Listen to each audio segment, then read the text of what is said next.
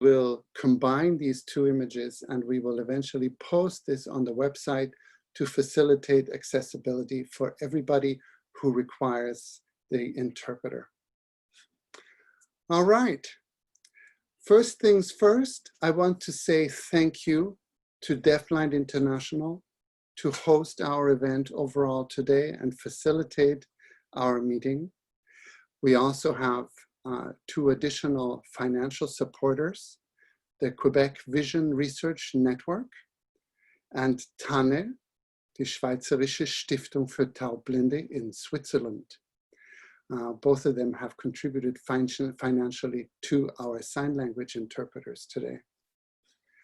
My next thank you goes to the members of the organization team, Frank Kat, who is the president of Deafblind International at Kentalis in the Netherlands, Mirko Bauer at Tanne in Switzerland, Jude Nicholas at the Stadped and Haukeland University in Bergen, Norway, Saskia Damen at the University of Groningen in the Netherlands, Michelle Borton, who is at Sensity in Canada, who is also our tech support today, and myself here in Montreal. I also want to thank all our presenters this morning for their content and for their time and their contribution.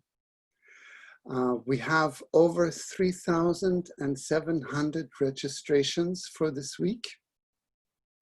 So if everybody who registered is watching all 26 presentations, we will have over 300 people registered. And let's get started. The best way to begin our week is to introduce our very first speaker. And so I will now hand over the screen to Meredith Prain and David Murray, who are joining us from Australia, with their presentation, Getting Connected, Accessible Technology is Only the First Step to Inclusive Remote Meetings for People with Deafblindness. Meredith and David, are you there? It's Meredith speaking. Can I just check you do want us to share our PowerPoint? Yes, please do. Yes, okay.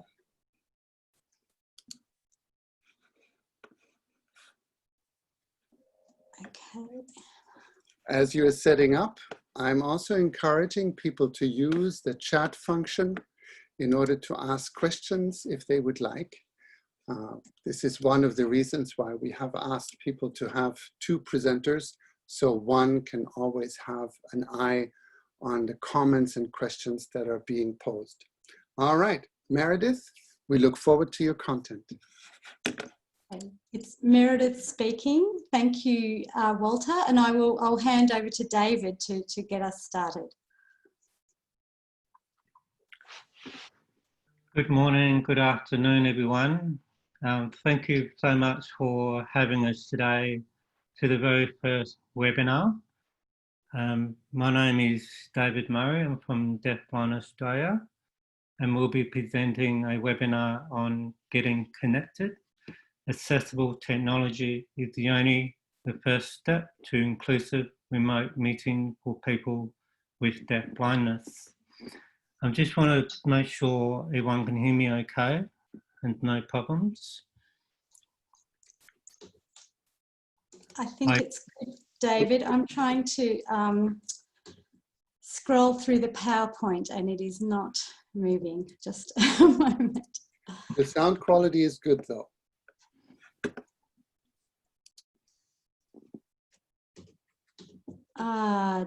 David and I had a practice run and it worked beautifully.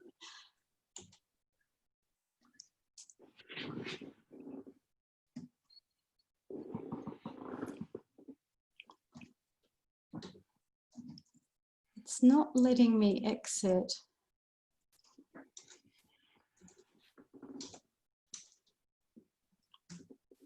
Walter, are you able to share? I forwarded you the PowerPoint or David, are you able to share? Mine's jammed and it's not, I can't exit it, and I also can't move it forward. Are you able to unshare your screen? As in, if you click on your Zoom window, your little red button at the bottom with it, there you go. So you would like me to try sharing my slides instead? Yes, please. So All right. do I need to unshare? No, you're good. I will try Okay. to do this from my side. All right.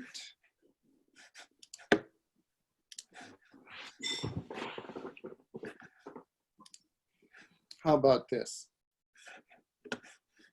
Can you move it to the next page? Wonderful. Thank you, Walter. Over to you, David. Thank you, Meredith. Thanks again, Walter, for the introductions. And I'll get started here. I'm just trying to talk about a brief overview of our presentation to be the background of the presenters with myself and Meredith. What is Deafblind Australia? And the Deafblind Australia meetings, past, present and future. And what technologies for supports are used in meetings. And what behavioural supports were used. So I'm just going to talk about myself. My name is David Meyer. I'm the Executive Officer of Deafblind Australia. I'm a deafblind person with Usher's syndrome. My partner is also deafblind with Usher's syndrome. And we're both proud parents to a 10-month-old son. I come from a social work background and community services. And I'm also a former tandem cyclist. But my role with DbI is to provide strategic directions and operations to ensure access to information, supports and services to the deafblind community in Australia. I am passionate in providing capacity building project opportunities that empower deafblind Australians to feel determined, self-determined, and stand up for themselves as contributing members of our society. So Meredith Prain, who's co-presenting in today's webinar, is our board member for Deafblind Australia, who represents Able Australia. And Meredith is also vision impaired, and she works on a number of projects, including Deafblind Information Australia, and she's been on the DbI board for, I think, about seven years now. So Meredith can explain a bit more about herself towards the end of the presentation.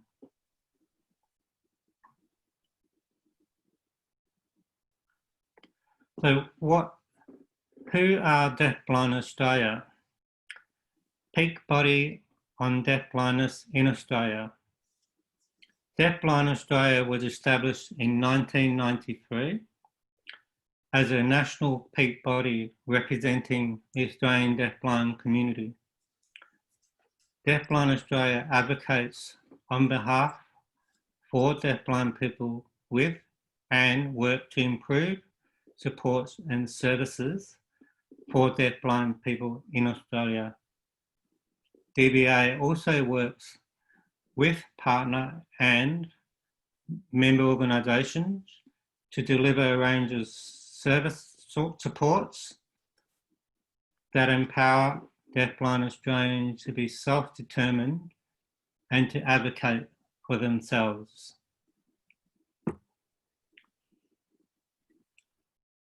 So the structure of DbI, we have a framework we follow called the social model of disability. This is the way of viewing the world developed by people with disabilities.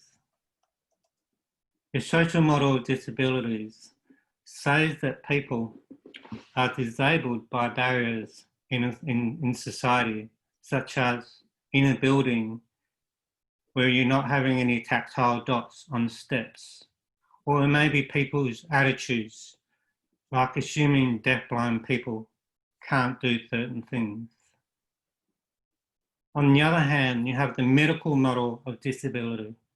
So people who are disabled by their impairments or differences and looks at what's wrong with the person, not what the person needs.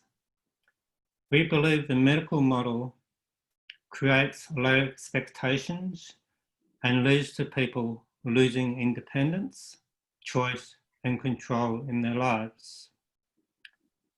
So the social model helps us, DbI, recognise the barriers that make life challenging for deafblind people. Removing these barriers creates equality and offers deafblind people more independence, choice, and control. Examples of these barriers that we face for deafblind people with communication.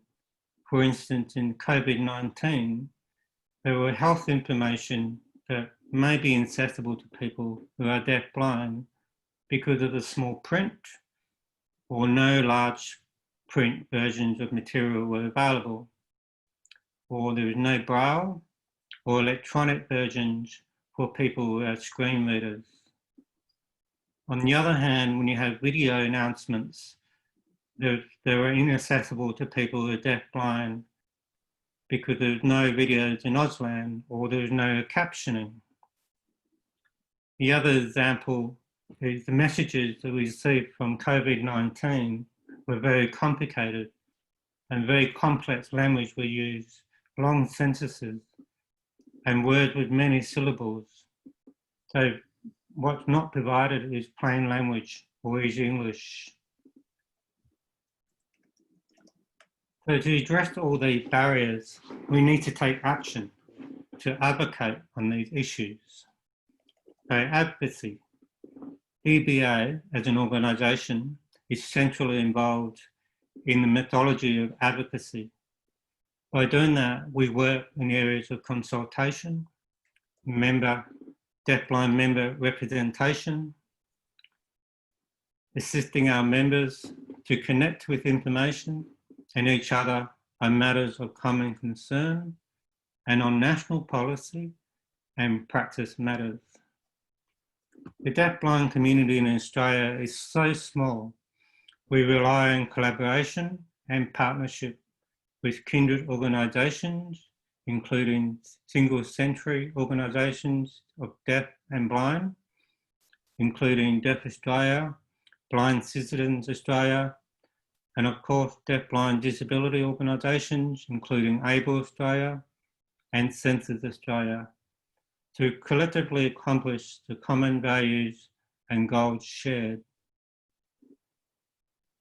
One of the examples of advocacy work is around strengthening NDIS, National Disability Insurance Scheme, and the mainstream services and support.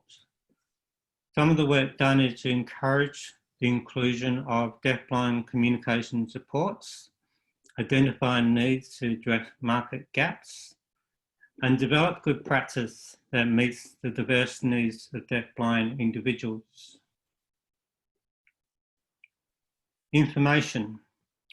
DbI developed information to provide specific deafblind information around toolkits, fact sheets, to support and services and community organisations to provide them with the knowledge and skills that meets the diverse needs of people who are deafblind.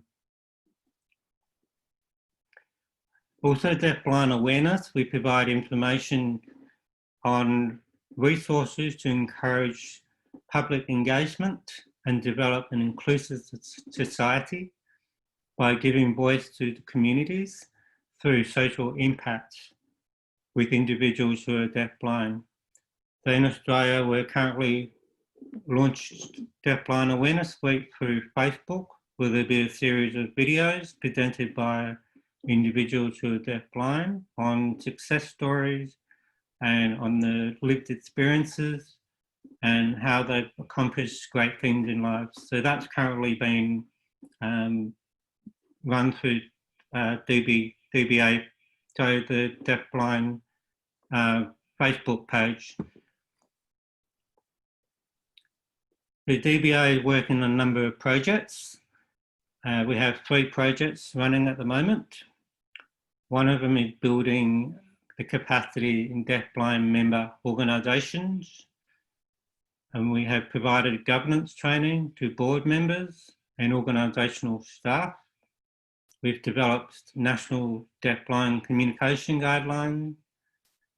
And we've also worked on a joint project with Senses Australia to establish a national peer mentoring program. And the 2 major projects that we're working on currently in partnership with Senses Australia and Able Australia, developing resources for the Deafblind Information Australia website. And some of the activities we're doing there, researching on accessibility of mainstream technology for people with deafblindness, developing resources, fact sheets, training, video resources on working with people born with deafblindness. We're also developing resources by people who are deafblind. And also the funding is been allocated for coordination of the National Deafblind Awareness Week activities that's happening at the moment.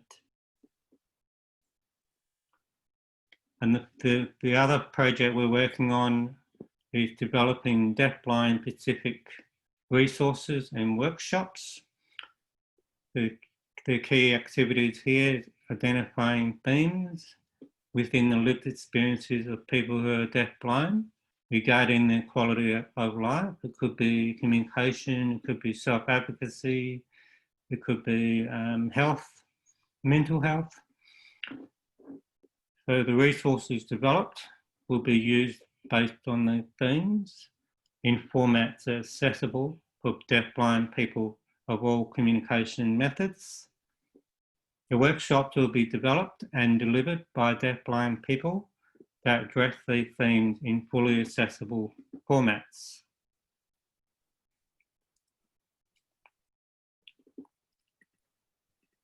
So now to talk about DbA board. So the board has 7 members. 4 of those are a person with deafblindness. 2 members are representatives of deafblind service organisations, and Meredith is one of them. And then we have one rep who's a family member of a deafblind child.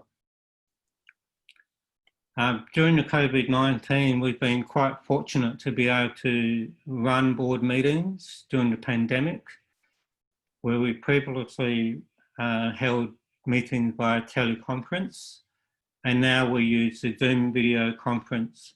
So that's something that we've been fortunate to be able to take advantage of Zoom technology that's accessible to people who are deafblind. So I hope that's all. The music stopped for me, and I would like to hand over to Meredith to talk more about the technology. Thank you, David, for that great introduction and background on Deafblind Australia. So what I'll be talking about is the technologies but also the human supports and strategies. That is, it's all of this information, I guess, has come from my experience on the board of Deafblind Australia and also coordinating a number of projects and bringing people together with deafblindness to meet remotely and looking at the variety of options available to people, but working with them to build their skills in using these options. So first off, the human supports. I can't imagine a lifetime where we don't require human supports. Perhaps we will get there one day, but I think they're so vital in the area of deafblindness. And I'm sure you're all very familiar with these. So first of all, interpreters, whether they are tactile and needing to be physically present with the person in the room, that has been particularly challenging during the COVID time, and it does depend on whether the interpreter feels comfortable and the person with deafblindness does, and that they are taking the necessary precautions to minimise risk to each other. And then also the on-screen interpreters. I think that's something that's been quite exciting about this time, seeing the changes in the accessibility of online interpreting and being mindful of keeping a dark background and good lighting, and just making sure that all the people that need to access the interpreters are able to clearly see them. Another human support is the stenographer, who would take captions, and I'll talk about a few different ways that people can receive those captions. Another support that we used during the last Deafblind Australia board meeting was the National Relay Service in Australia, which is a service for people who are deaf or hard of hearing or have a speech disability. So it relays the message, and we did use that service and a relay officer to convey the information that was being shared in the meeting. So the difference between a stenographer and a relay officer, the relay officer uses a QWERTY keyboard, so it is a fair bit more arduous for that person than the stenographer, who has special equipment and can produce the text more quickly than the relay officer, or more easily.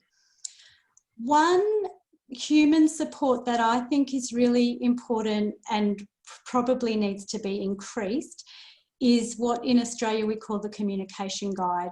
In other countries they are called an intervener or specialist support person, but it's the person who supports with guiding and communication when out in the community. But we've been using them quite regularly to support people within a meeting, primarily to support with technology, accessing Zoom, which is new to many people with deafblindness, but also to support with communication.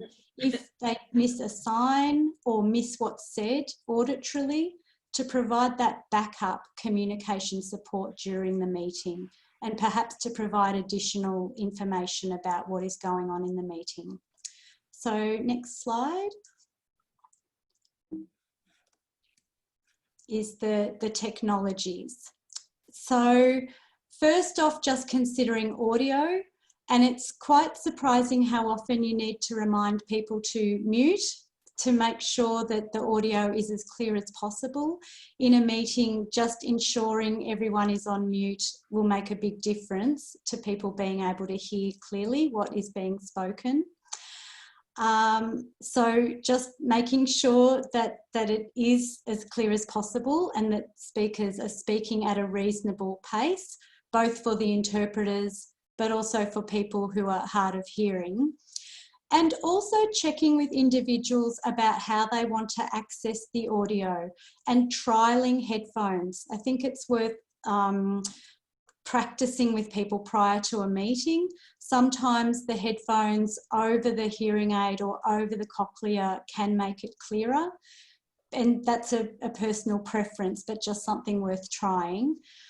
Also with video, I mentioned before that the interpreters would always have the dark background, as you can see here, and that's to reduce glare from the screen to make it easier to access, and also wearing a top that is contrast to the hands just to make it clear, and having good lighting. So getting all of those things right can take a little bit of setting up. If the person is a tactile communicator, so interpreters, tactile interpreters, but also refreshable braille displays. So the person that used the National Relay Service and the relay officer at our last Deafblind Australia board meeting used a refreshable braille display. So that is a fairly slow and cumbersome way of being able to engage, but it is a way to engage. It's just really important to remember to allow the person time to catch up if they're using tactile communication. We prefer to use Zoom, as David mentioned, because of its accessibility. It is accessible to screen reading software and has a lot of shortcut keys to be able to access the chat function, use the raise hand function, and generally people are finding it to be quite accessible, and we've had a lot of success using Zoom now because of those features. It also has the captions that can be inserted into the meeting using Zoom. And there are different sizes that you can change your captions to using Zoom. However, we are finding a lot of people with deafblindness who prefer to use captions. Even the largest captions on Zoom aren't large enough. So that's when we would go to OneCap app, which is an app that the stenographer would send a link to, and the person who's accessing the captions can then access it on whichever device they want. So they would be logged into the meeting, but also getting the captions perhaps on their laptop or their iPad, and they can make the captions whatever size they want and whatever colour they want, so they can set it up to personalise it. The other software that we haven't used yet, but it's quite new and I think it will be valuable going forward, is OneFusion, which is an extension of the OneCap app, because you can move the captions to be on the screen of the Zoom meeting or on whatever meeting you're in. You can use it over the top of Skype or over the top of a Facebook call. So you can actually move the captions around the screen and position them where you want them on the screen. You can make them whatever size you want, whatever colour you want. But for some people who like to move between lip reading and caption and be able to see what's going on the screen and see who's there and perhaps pick up some of the facial expression and body language, rather than just looking down at the captions on their other device, they can have it there on the screen. So I'm thinking it would be great to start trialling that. I've had a demonstration but haven't actually used it in a meeting yet. So next slide. So then the meeting strategies. It's all very well to have all your communication supports and your technology, but I think it's the setup is so important, and managing the meeting during the meeting to ensure that people are included and fully accessing at all times. So the setup of the meeting, I think, is critical, and checking in with each person that is going to be attending the meeting about what their communication support needs are. And if they want to have a communication guide sitting with them during the meeting, or a backup interpreter sitting beside them, even just initially until they get used to the meetings and come to trust that they will be able to see the interpreter on the screen. Also testing with unfamiliar technology prior to the meeting. That's something I've been doing increasingly. I think a lot of people with deafblindness that I have worked with feel quite hesitant and concerned that it might not work. So doing a practice run with people so they have that experience of logging in, seeing what it looks like, even having a practice run with the audio, having a practice run, making sure they can see the signing, so that all of that is set up and they feel more confident coming into the meeting. Also agreeing on the protocols at the start of the meeting. So determining when you're going to have interpreter swaps, when you're going to have breaks, and sometimes that changes during meetings. Sometimes people need a break sooner or feel like they're okay to continue. So it's good to pause regularly and just check that everybody is still going okay and not needing a break, or whether they do need a break. Also raising hands to ask questions or make a comment, and checking in particular with tactile communicators. So there's always a lag with anybody using tactile Auslan or Braille. So pausing and allowing time to catch up. When we use the relay officer with Braille, we needed to pause and say, go ahead, so that they knew we'd got to the end of our message. And then the person using Braille needed to let us know to go ahead.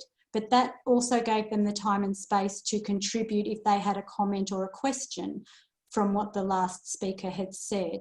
But pausing and knowing for sure that they're ready for the next message is really important. Okay, and next slide.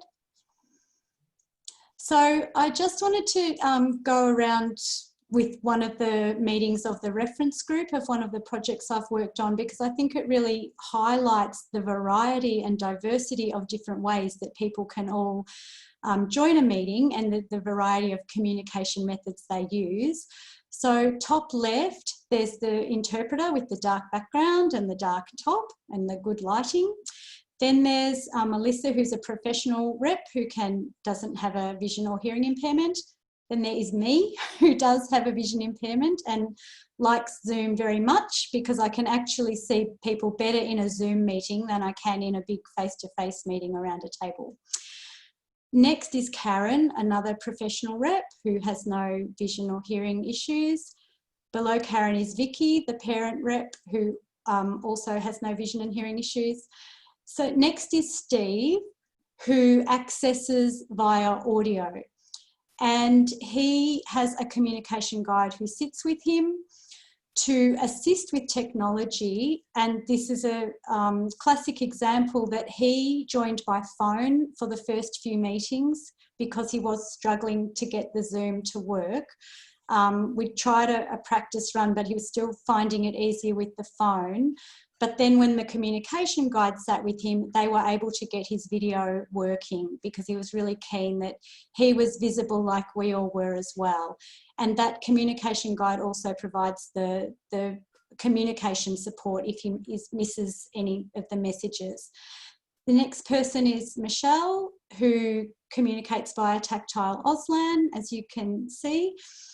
And so just being mindful to pause, check in that if Michelle needs a break and has any comments or questions as we're going along.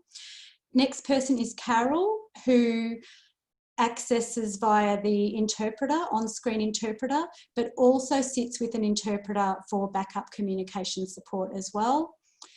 Below Carol is Alicia, who accesses the captions via the OneCap app on her iPad, and also has the audio playing. So I think for a lot of people, they use multimodal communication and like to have a few ways of accessing it so they have the captions to back up what they're hearing auditorily.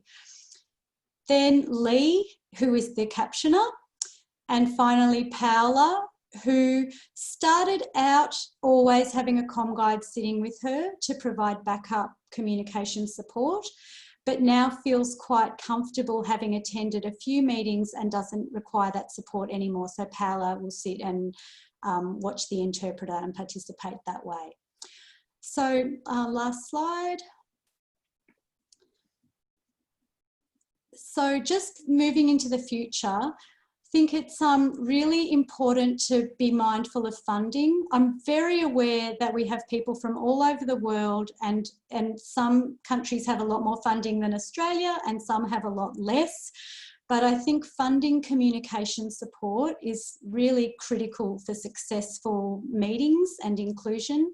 So when applying for grants, if we know there are going to be meetings, making sure that a lot of funding is allocated to ensure high quality communication support. And also negotiating with individuals about who will be paying for the interpreters or communication support during meetings, making that clear.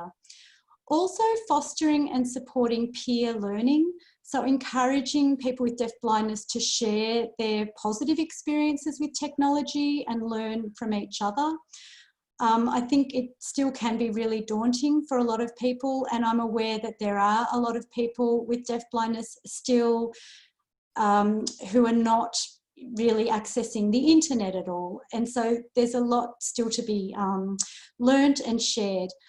So modelling and demonstrating use of technology, I guess that doing those practice runs with people prior to the meeting and encouraging people to try with a communication guide and continuing that ongoing learning and chipping away and providing the supports. Simply providing the technology is never enough. There's a lot of ongoing training and practice and trial and error. And finally, I know that there is research from the Nordic countries around meetings with deafblindness and looking at interpreting haptics, using haptics to indicate the sequence of speakers and facial expressions. I think there's a lot more that can be done in that space that we could really start looking at in Australia, but I think that's another exciting thing for the future, although would definitely require tactile. So a lot of this is looking at ways that we can meet remotely and minimise that need for the tactile contact, but for many there will always be the need for the tactile. So I think that's probably taken us up to time. We're happy to take any questions now. So David's contact is there and my contact.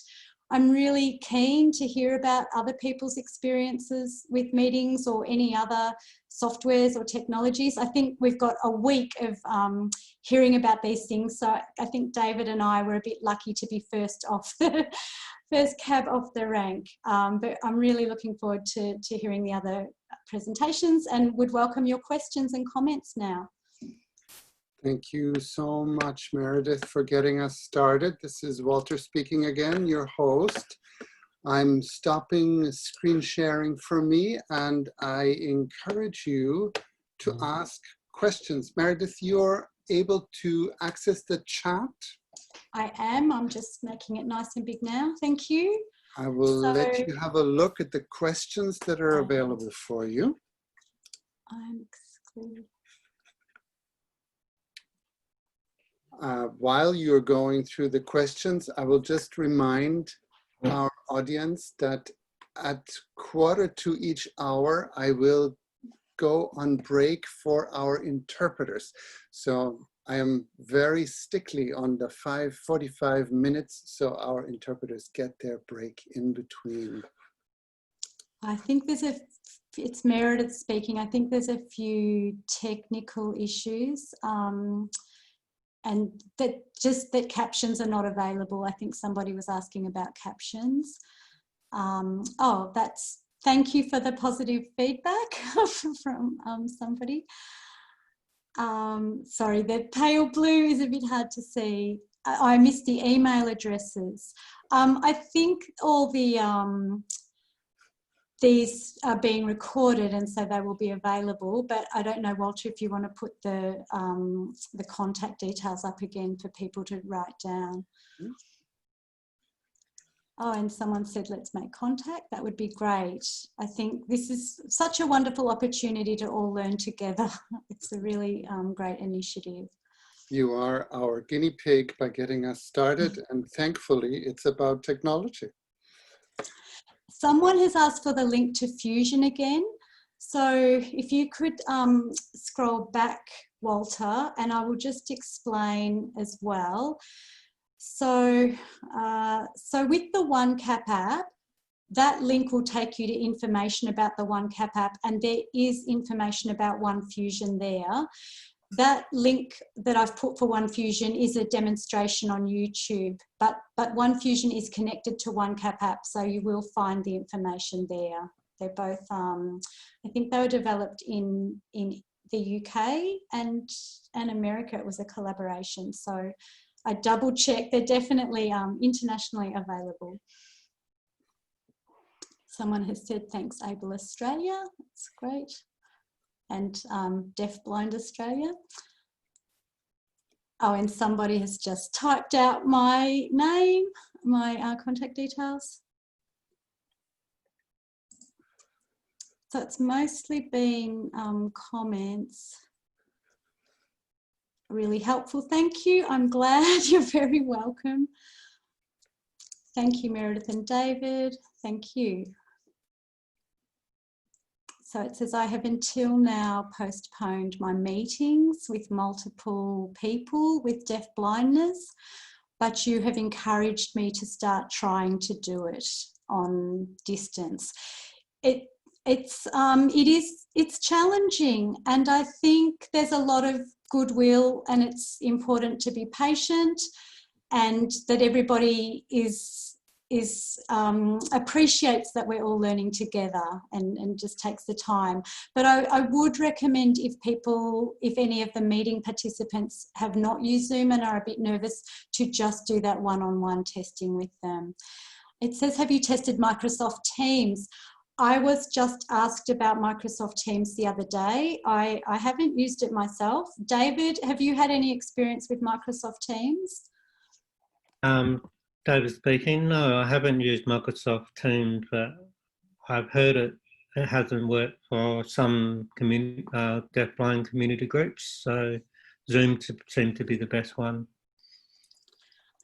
So there's a question here. I am a teacher of the visually impaired in West Virginia, and I work with deafblind children. Do you have a suggestion or apps to work with them via Zoom? I know that there's a huge amount of information out there at the moment, particularly because of COVID, and I think there will be some sessions coming up. I know there is one with speech pathologists that I will definitely be attending on the apps that they've used and the way they've worked. So I'm sorry, off the top of my head, I can't give you any, but I do know that people have been using Zoom and then using some apps via Zoom to work with children, and definitely working with families. I think there'll be a lot more presentations about that coming up during the week. Can we put up the contact page one last time? Thank you so much, Walter, for being our tech person there. Have you tested Microsoft Teams?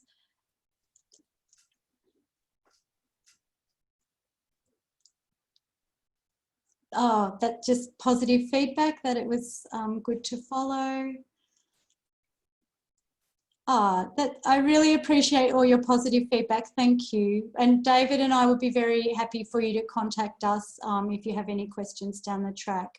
We're still learning all the time, and each meeting is a bit different. So I think, yeah, we're all in a time of significant change and learning.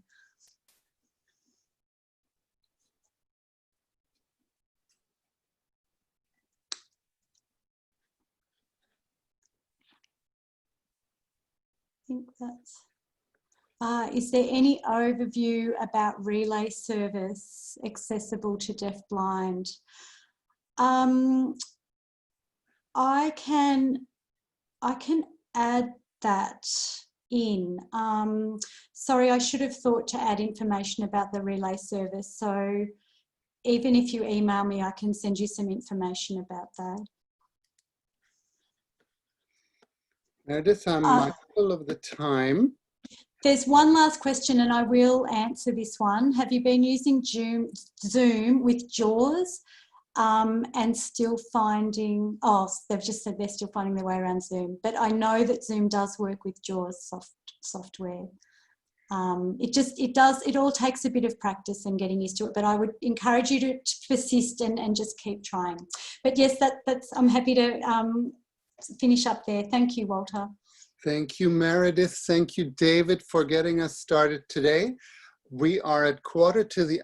I will let our interpreters go on their well-deserved break, and we will be back for our next presentation on the full hour. We will see you then. Bye now.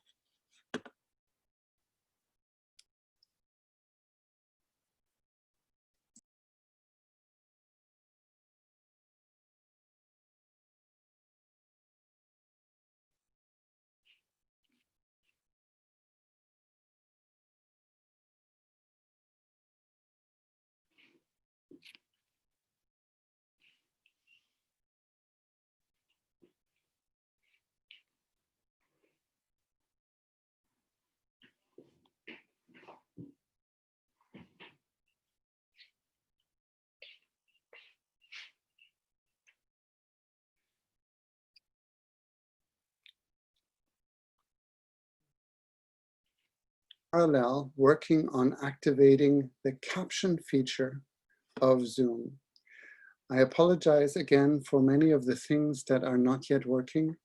Ideally, everything will be running very smoothly by Friday. So hang in there and log in again for every future session.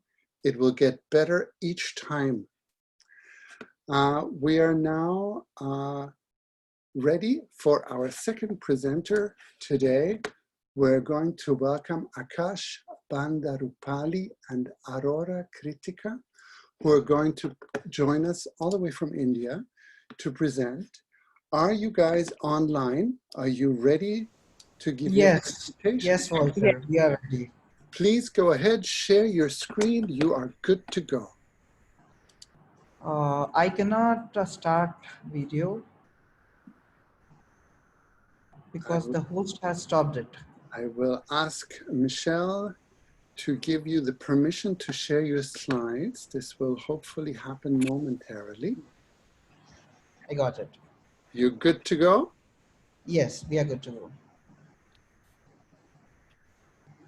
Hello, everyone. This is Akash, and my co-presenter is Kritika Arora. We are all the way back from India, and I hope everyone are fine in the very tough situations which are going on around the world.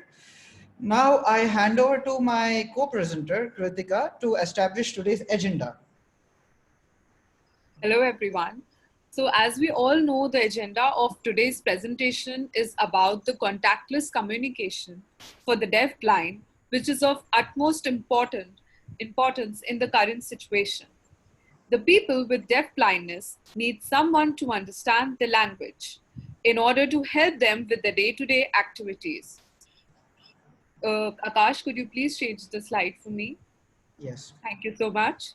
In the view of social distancing, it is necessary to establish an application which would help both the sides to communicate with each other. We came up with a new application called Sign Connect, which will act as a translator for deafblind sign languages and uses specific sign languages. I will now hand over up to Akash for further presenting. Before we jump into our concept, let us discuss about the existing models which are involved in the communication for deafblind. I may not cover all the communication methods which are being used presently, but I'll give you a gist about that. The technologies which are involved in the field of communication are mostly manual methods of communication and which are limited to touch and feel. And some new communications which are popped up in the recent years are tactile based communication, communication using vibration and electrical impulse. The vibratory and the electrical impulse methods of communication may require FDA approval sometimes. So in the tough times of COVID-19 and the contactless communication, to establish a contactless communication, we try to develop an application which interprets user-specific sign language. That is, each deafblind individual has his own curated methodology to convey something. So we use that in this application to interpret, and we can also interpret the existing sign languages like ASL. Now we are only limited to ASL. And moreover, we are including this refreshable braille displays, programmable refreshable braille displays to communicate back with the deafblind. Can I get the input from the interpreters? Because am I going fast or slow? If you can slow down a little bit, I would appreciate. Thank you. Sure, thank you. This is a representation of a tactile graphic which is used in India in a school. So this is how deafblind kids are getting trained in using the recent technology. Now I give a handover to Kritika to discuss about technological implementations which we have used in the application. Thank you, Akash. So the technology implementations in our application are machine learning, neural networking, blockchain. So the designing of our UI UX allows the user to log in through either Facebook, Google email, mobile number, or Twitter. The registered user's information is kept secure using blockchain technology. The app will also send the one-time password, the OTP, for verification on the registered mobile number. To communicate back to the deafblind, we are using programmable refreshable braille displays. Could you please change the slide, Akash? Thank you so much.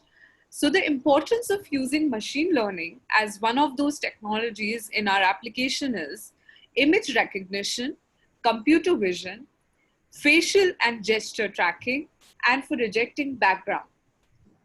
As soon as a registered user opens the application to translate a trained individual specific sign language, we use machine learning to capture facial data of deafblind and map the database for the user.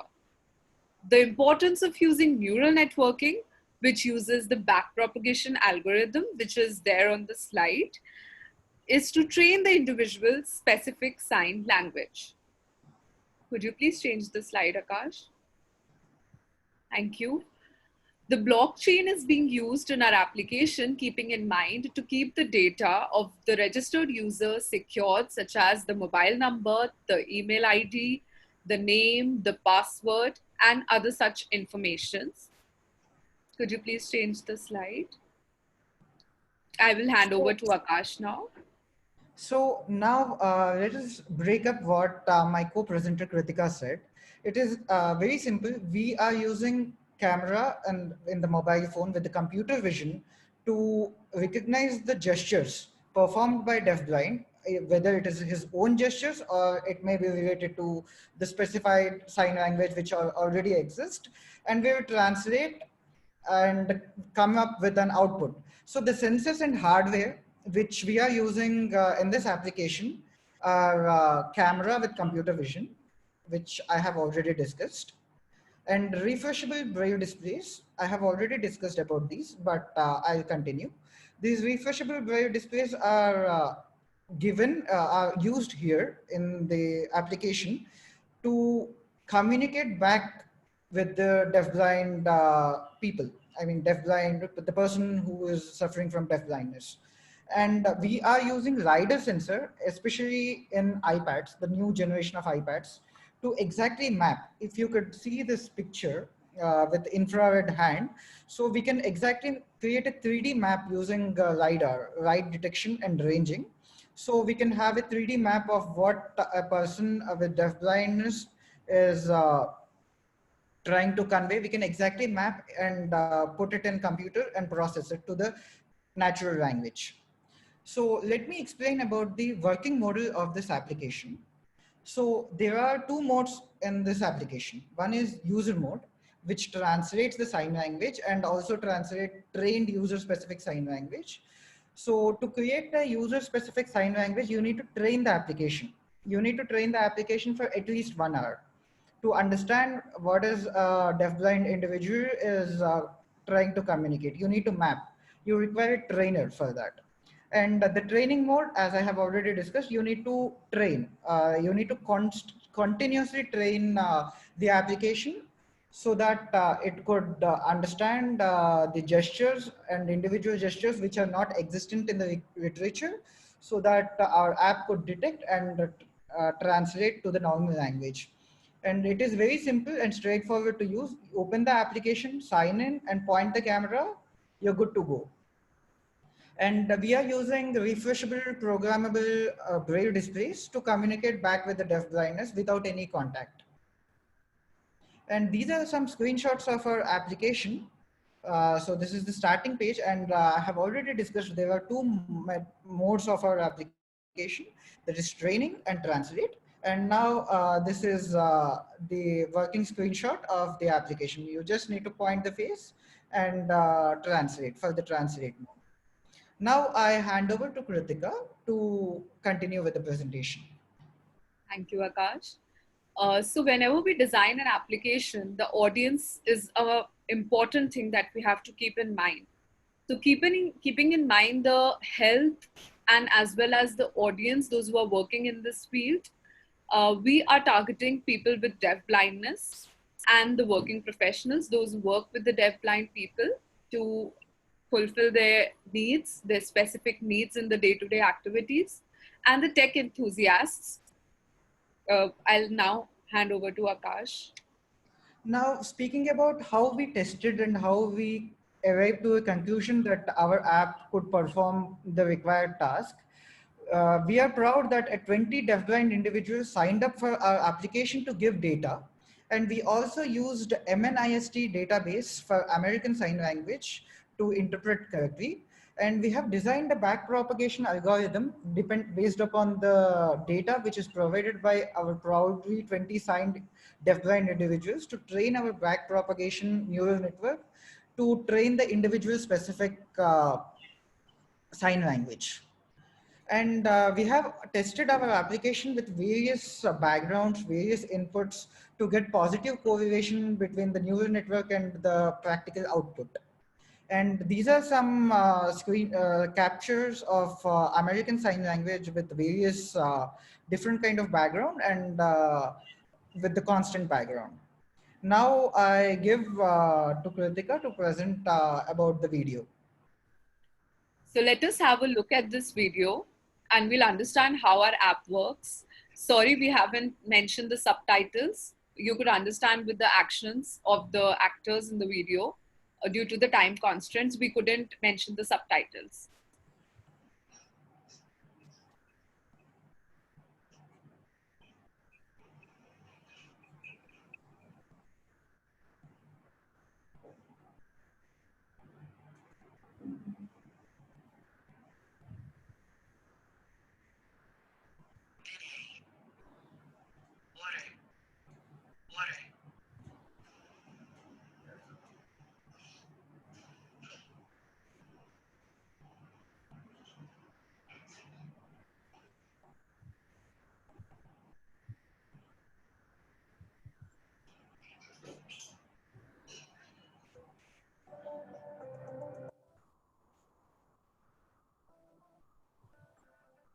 So in this video, you can see that the guy performing this facial gesture is his individual specific gesture to specify his name, who is he.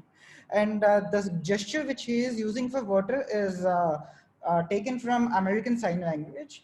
So this is basically to say that our app can work on both simultaneously with the individual specific sign language and the American standard sign language. And now I hand over to my friend Kritika to speak about hurdles in this application. Thank you, Akash. So the hurdles that we have faced till now, while we have been designing our application, are the camera stabilization is not up to the mark. Computation may require a very powerful processor. This is a very user-specific app. Continuous training of the application is required. And user needs to train the application to get use at least 1 hour before. And the application is still in the experimental phase. Now I'll hand over to Akash. So we need more help from the experts in the field of deafblindness to give us more data and more specific signs. And we need a lot of users to sign into our app and create our app functional.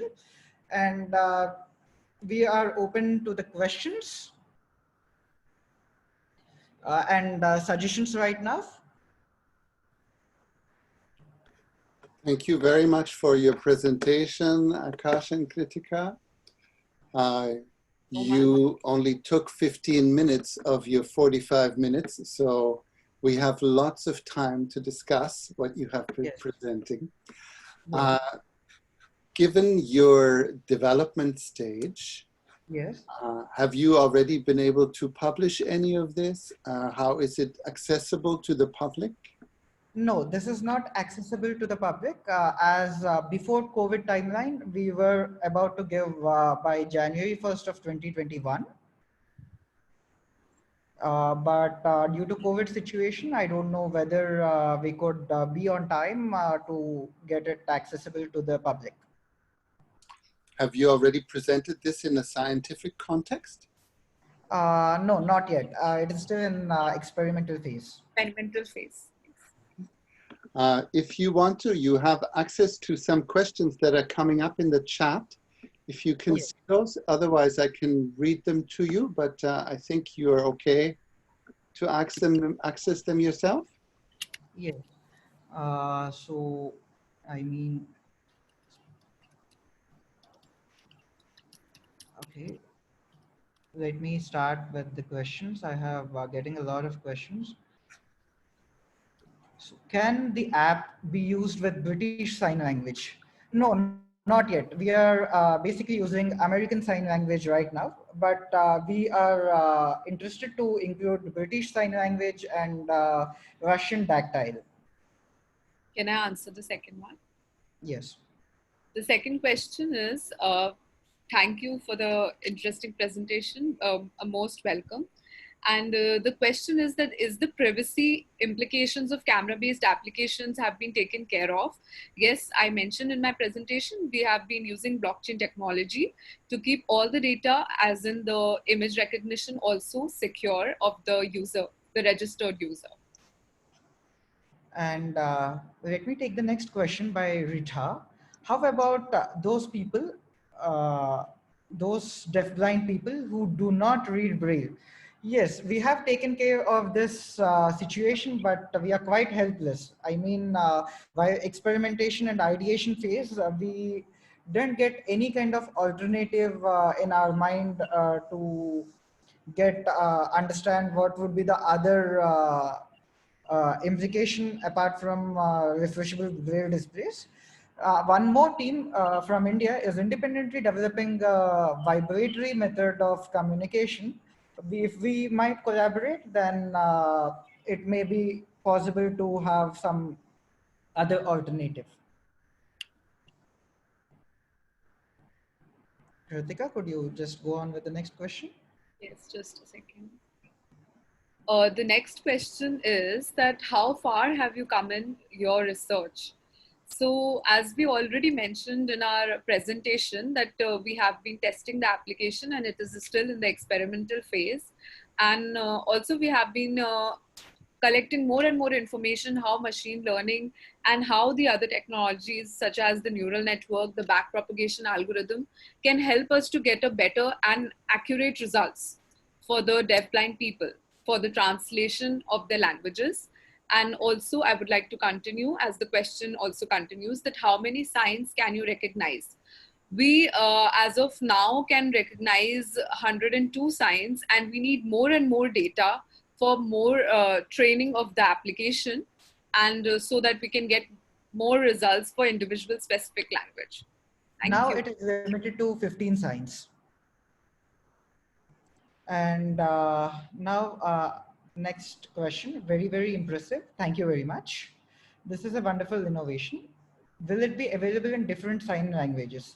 Yes, it will be available in different sign languages, starting with ASL. Then we have planned to implement Russian sign language, that is Russian tactile. And later on, we might implement British sign language. And the next question. Yeah, I'll answer. The next question is that does our application recognizes the hand shape, the location of the sign, the hand movements, the facial expression and the body gestures? Yes, it does, all of them. And for that, we are using machine learning for image recognition, for computer vision, for facial gesture, for tracking, and also neural networking backpropagation algorithm also trains this data to be accurate. Yes, And Akash. someone asked for the our contact information. This is our contact information. And anyways, this is being recorded, so you can get it later on. Would you mind sharing your slide again where you have your contact information on it? Yeah, sure.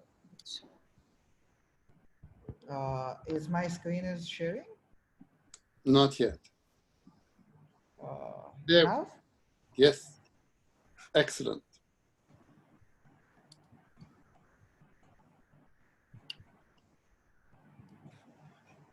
Meanwhile, you can move forward to your next question.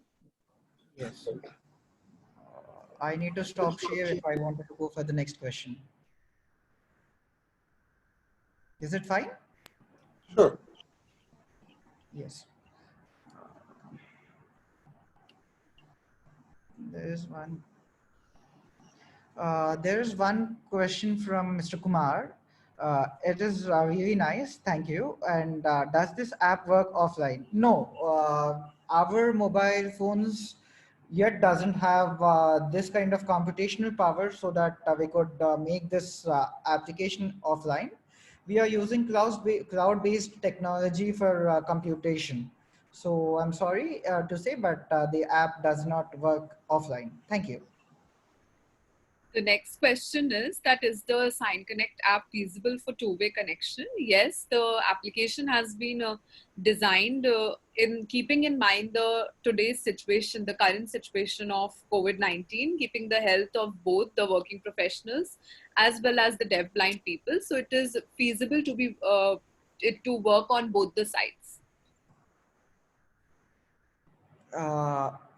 Next question is, what about regional signs as well? As we have mentioned, you can train our application for an individual specific sign language. You can create your own sign language, which is exactly limited to 15 gestures. I hope this might help.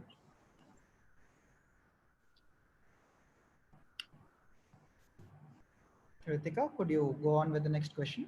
Yeah. So someone just asked me to include the contact information. I'll surely do that. And Yeah.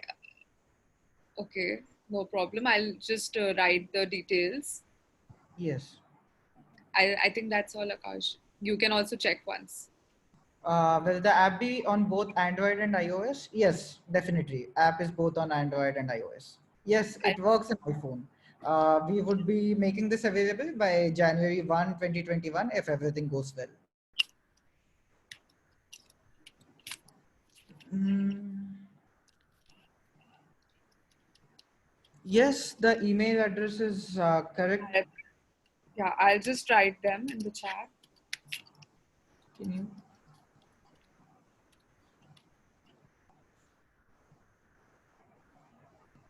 Hello, this application seems like it will be incredibly helpful. Wondering if you have considered an area in the application where a user can request a new sign to be added to the inventory.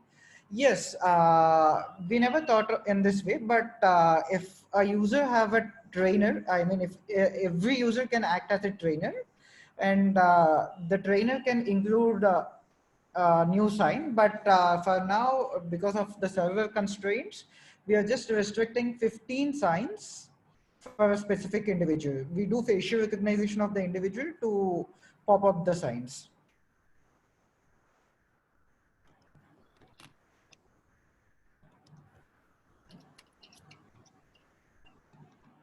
Just a second.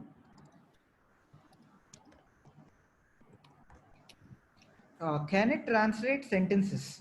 No, sir, it cannot translate sentences as of now. It requires a lot of computational power, and it becomes more and more expensive if we translate sentences, but it can translate word by word, word by word. If so, then the DB individual should sign every word. Example, what is your name? Yeah, it cannot translate the signs. If they have a specific sign, you can map. For example, if this is my sign, for example, you just say, this is my sign, and I can map this sign to my name. You can do that. I hope this might help you. If you have any specific question, please carry on with the question. I'm happy to answer.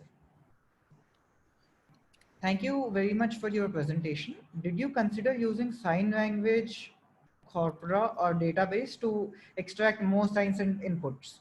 Yes, we are now limited to very open source databases like MNIST and the database provided by IIT Bombay and the database given by Deafblind Cell India, Ministry of Impairment in India. What is your background? Have you developed other apps? Yes, we have developed individual apps to the companies who might contract us. But my background is I am a researcher in metallurgical engineering and material science in advanced ceramic processing, and my interests are more in computer science and deafblindness. So we initiated to do an app individually. How Okay. much data would this app take on the phone? It takes almost 300 MB, 300 megabytes, and it's a quite a huge app because sometimes it takes it takes time to sync your storage with the cloud. It's a huge app. I'll just check for any other questions. Yes, Akhil, I'll try to contact with the ministry. There are some ways. I'll update you with on your email. Thank you very much. Kritika, Uh, could you go on with the yes, next the one? next question is that have we mentioned the instructions in the applications for the working professionals? As of now, we haven't mentioned any instructions in the application for the working professional. We will be definitely working on it later on. Walter, we are testing our app continuously, and we just tested with one deafblind individual, and his feedback is he is getting the support very fast if he is interacting with stranger. But if he is interacting with a known personality, it is of no use.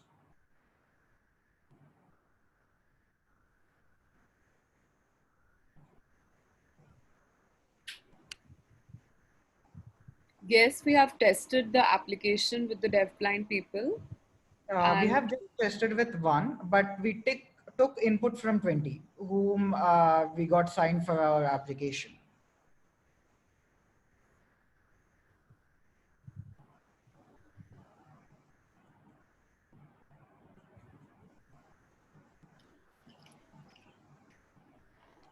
And it was really nice and informative. Oh, yes, I have answered it.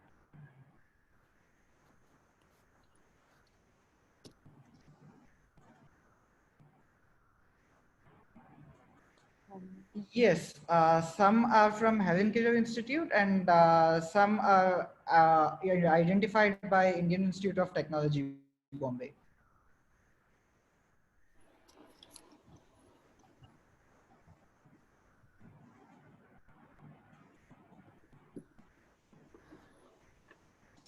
There was a question earlier about how your work is funded.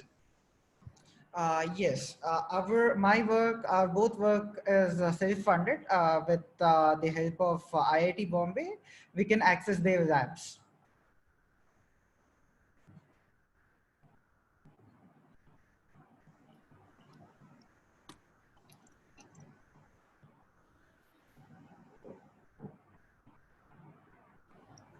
Given that you have more time, if there are other aspects of your work that you would like to tell us about, feel free. Sure. So now we are working on communicating back to the deafblind individual. So in the back communication, we are facing a lot of difficulty with refreshable braille displays.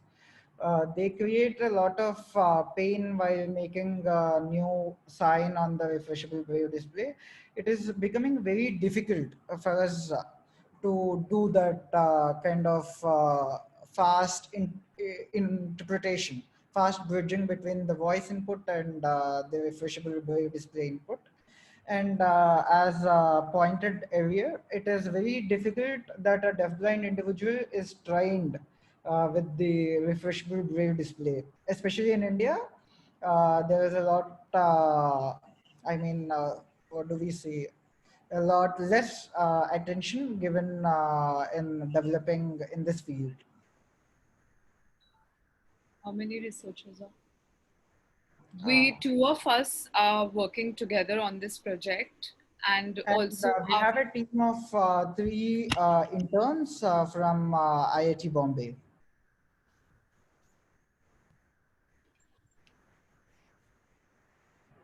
As I have already mentioned, our project would be ready by 1st of January if everything goes well. And we are not sure about the current situation when everything opens up and when we could meet probably, because this is a very, very individual intensive work. So we need to meet up, and from past 3.5 to 4 months, we are working on this Zoom and Google Meet, and it is very difficult to process all the information. I have a curiosity question.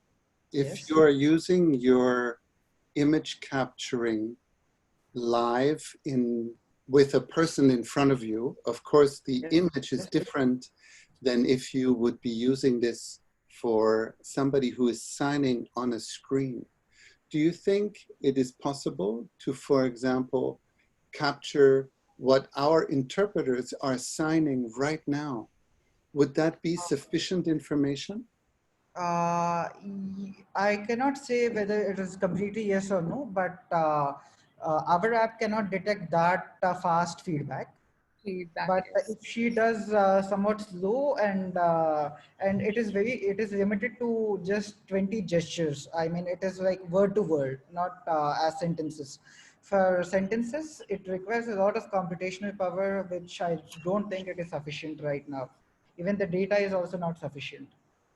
Yes, we need more and more data and also the technical experts to support us for the application, and more and more data if we get, we need to train the application so the results and the accuracy of the results will increase.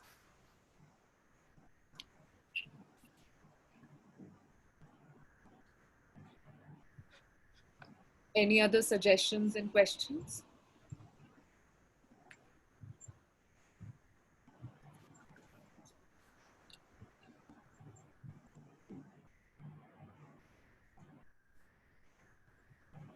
Sorry. Please feel free to contact Sense India. We work with 70,000 plus deafblind. Sure. Sure, we will. And sorry, I think I have missed. Did you say it has vocab for a vocab of 20 words? Yes, it have vocab for 20 words if you're using standard sign language, and 15 signs if you're using individual specific sign language. Yes, it recognizes 20 gestures as of now.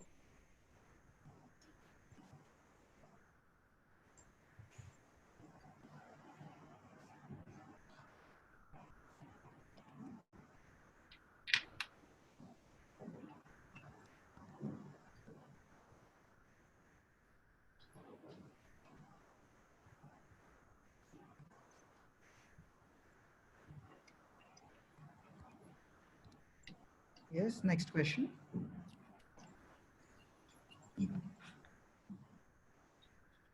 Okay, sorry for the delay.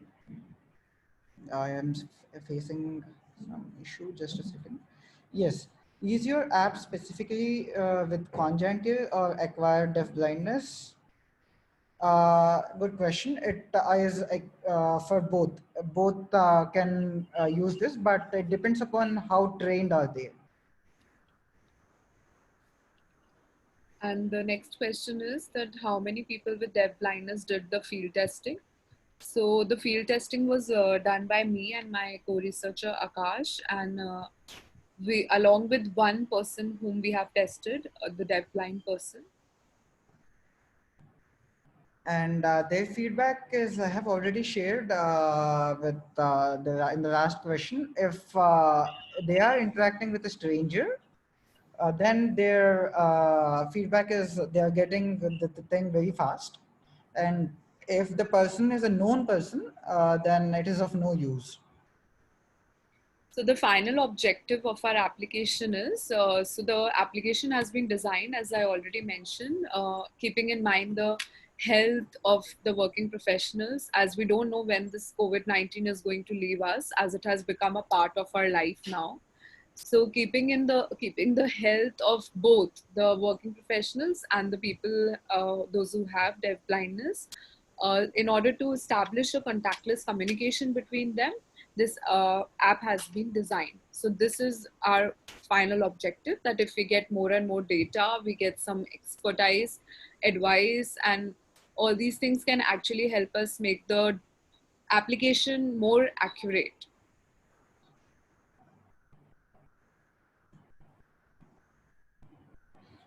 Emma, we are not scanning the same way in supermarkets, but we are using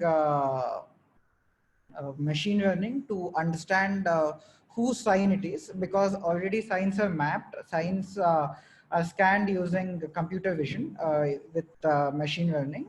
So in supermarket, the barcode is assigned. I mean, it is like recognizing using specific sign, but we are analyzing the data, and we require an hour to analyze the data, and we recognize their face and we map the signs. The next question is that, is there any specific age group for this app? What are the functional learning requirements you are looking to use this app? Yes. So there is, Yeah, continue. yeah, there is no specific age group for an application. So even a person who is 10 years of age can use this application, because anyways the image recognition will be done, as I have already mentioned. So the sign languages are actually learned by the deafblind people. So they are using these sign languages, and the image recognition will be done by the application. So it does not require any specific age. And as I have already mentioned, as the question continues, they ask me that what functional learning requirements we are going to use. So we have to still think on that, because we need to provide a working learning for a working professional in it. So we will still work on it. Yes. The next question is, how will this apply to the people who don't know Braille and do not have a Braille device handy, particularly those who can't see the app well? Yes, I have already said we are seeing the alternatives, but now we are limited to this. And you need a trainer. I mean, you need another person, third person to train the application. And what kind of issue you are facing at this moment? Are you planning to improvise the app, and how? Yes, the issue we are facing is the app is quite slow, and we require a lot of cloud computing power right now. And yes, we are planning to improvise the neural network algorithm, and we are planning to optimize our app and to the more and more people. Also, the next question is that, as the service user details being secured, yes, blockchain in any application is specifically used for keeping the service user details secure. So Yes. the user doesn't have to worry about the information such as the password, the email ID, the username, and their number that they are going to register with us. And moreover, we are handling a specific server to handle the facial data, and we keep it safe. And yes, this app is available in Play Store. I'm sorry, someone lost sound. Any technical team? I don't believe that the sound problem is a general problem. It may be specific to that user. Yes. Does your computer vision works well in all light situations? No, it does not work in all light situations. If the light is extremely high, it creates a mess while understanding the sign, and also it doesn't work in night. It requires an I mean, ideal lighting condition. We are planning to improve, but if you use LiDAR sensor, then it works most of in all conditions, except for if you have a dark light. I'm sorry, if you have a bright light. Also, Please, can you share the app name? It's Sign Connect. Also, I think we have missed one question while I was scrolling up. Yes. You have mentioned 102 signs and 20 gestures. Do I understand it correctly that for each person you can recognize 20 gestures, but altogether so far you have tested 102 signs? So by No. saying that, yeah, would you like to answer, Akash? Yeah, you just answered that. Yeah. So 102 signs, by that I meant that while we were testing our application, the number of signs that we tested it for were 102, but the gestures which it will take is only limited to 20 for now. And we can increase this by training more and more data. Any other question?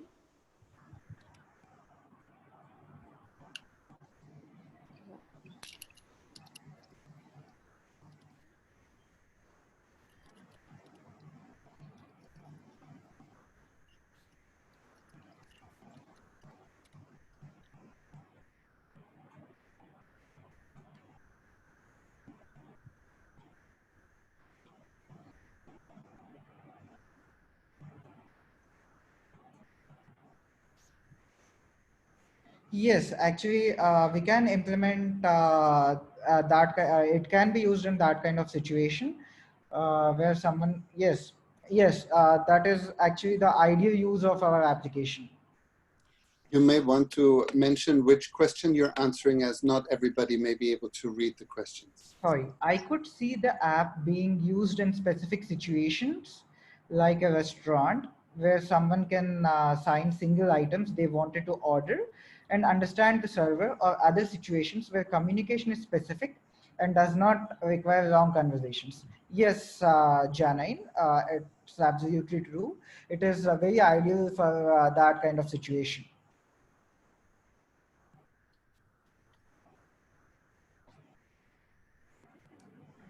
Well, it is rare that you will have a presentation where you have half an hour of questions. This is excellent.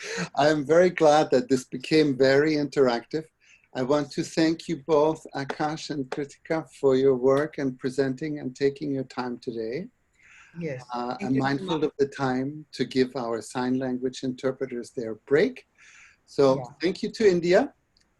Thank you. Thank Sure. you, Thank you so much. Thank you, interpreters. Thank you very much. Excellent. Thank you everyone for listening to us today and giving us this opportunity to be presenting this. And stay safe, stay healthy. Thank you. Thank you. You stay safe as well. And we will see everybody back here on the full hour. Sure.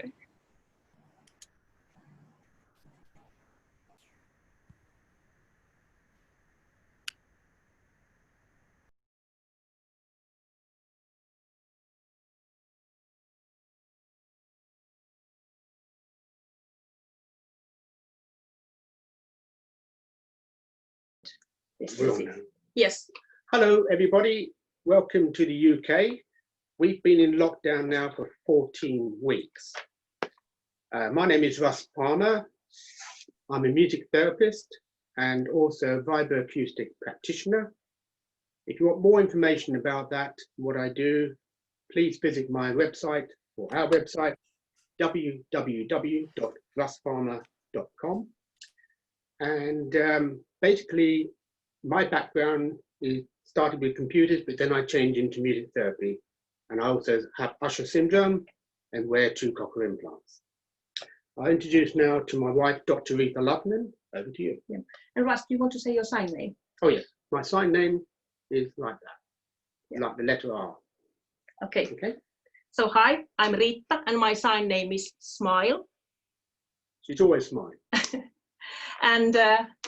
And I'm very glad to be here to share some thoughts about family life and how this social isolation has affected our life.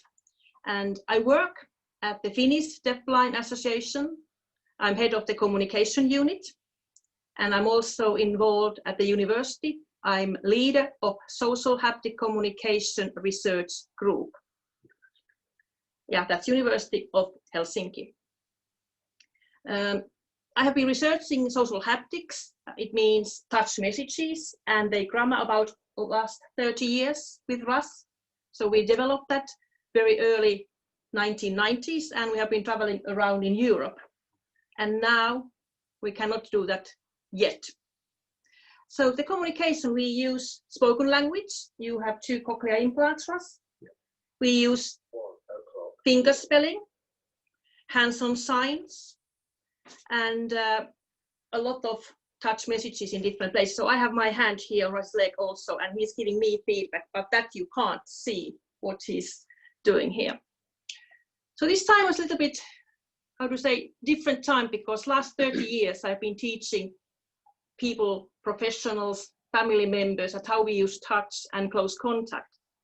And now I have to reverse actually our actions, non-touchable world. And I remember that the first week on this isolation, COVID isolation, we have many, many challenges, situations outside. And the first thing what happened was that when we went to the shop together, Supermarkets. yeah, to the shop together, supermarket, I needed to go inside using my mask and gloves. And you, Russ, you need to wait outside because you didn't want to come to the shop. And what happened there, Russ? Well, it's a situation where people, being very good-natured, will come up to you and say, "Oh, would you like me to help you?" And I say, "Sorry, no, I'm waiting for my wife, but please keep your distance." And because I'm blind, it's very difficult to know just how close or how far away people are, especially if you have a hearing impairment, because the direction of sound is not very easy to establish. Yeah, so you don't know when they're actually approaching you and touching. So we came back home and I said, what can we do? I opened my clothes cabinet. I thought, very small clothes here. So how about if I make you this kind of like a distance request collar? So I cut it to my blouse and you can see the head is going here. And Russ, you are using this. So behind it say, keep your distance. And in the front, it say, stop, waiting, my guide. So how did it work? It worked quite well, actually. I was quite surprised. I mean, it's difficult to establish because I was waiting outside, but I think the cases where we tried it, we were together. Rita was surprised how it sort of seemed to be quite effective. Effective, yes. So the next thing outside preparation was that when the spring was coming more and more warmer, so that was quite like a winter time color. So we needed to do another way. So this is Russ's shirt, t-shirt, and then I just made a very nice writing letters there, keep your distance. So when are you using this one? Well, supermarkets particularly, because when you're standing in a queue, you'll be surprised how people don't keep their distance. Or if you're going to a bank, it can be used anywhere really. Even just walking down the road, if you're sort of queuing up for something, people just don't seem to remember. Yep. Then I was just checking about the chat, but there was nothing yet. Yep. Okay, Russ. Then we were thinking about how about if you are here alone with your PA and you need to keep your distance. So how can you go to walk with your Nordic sticks? You know that you could have both hands. Like ski sticks, you have these sort of Nordic sticks that you can move.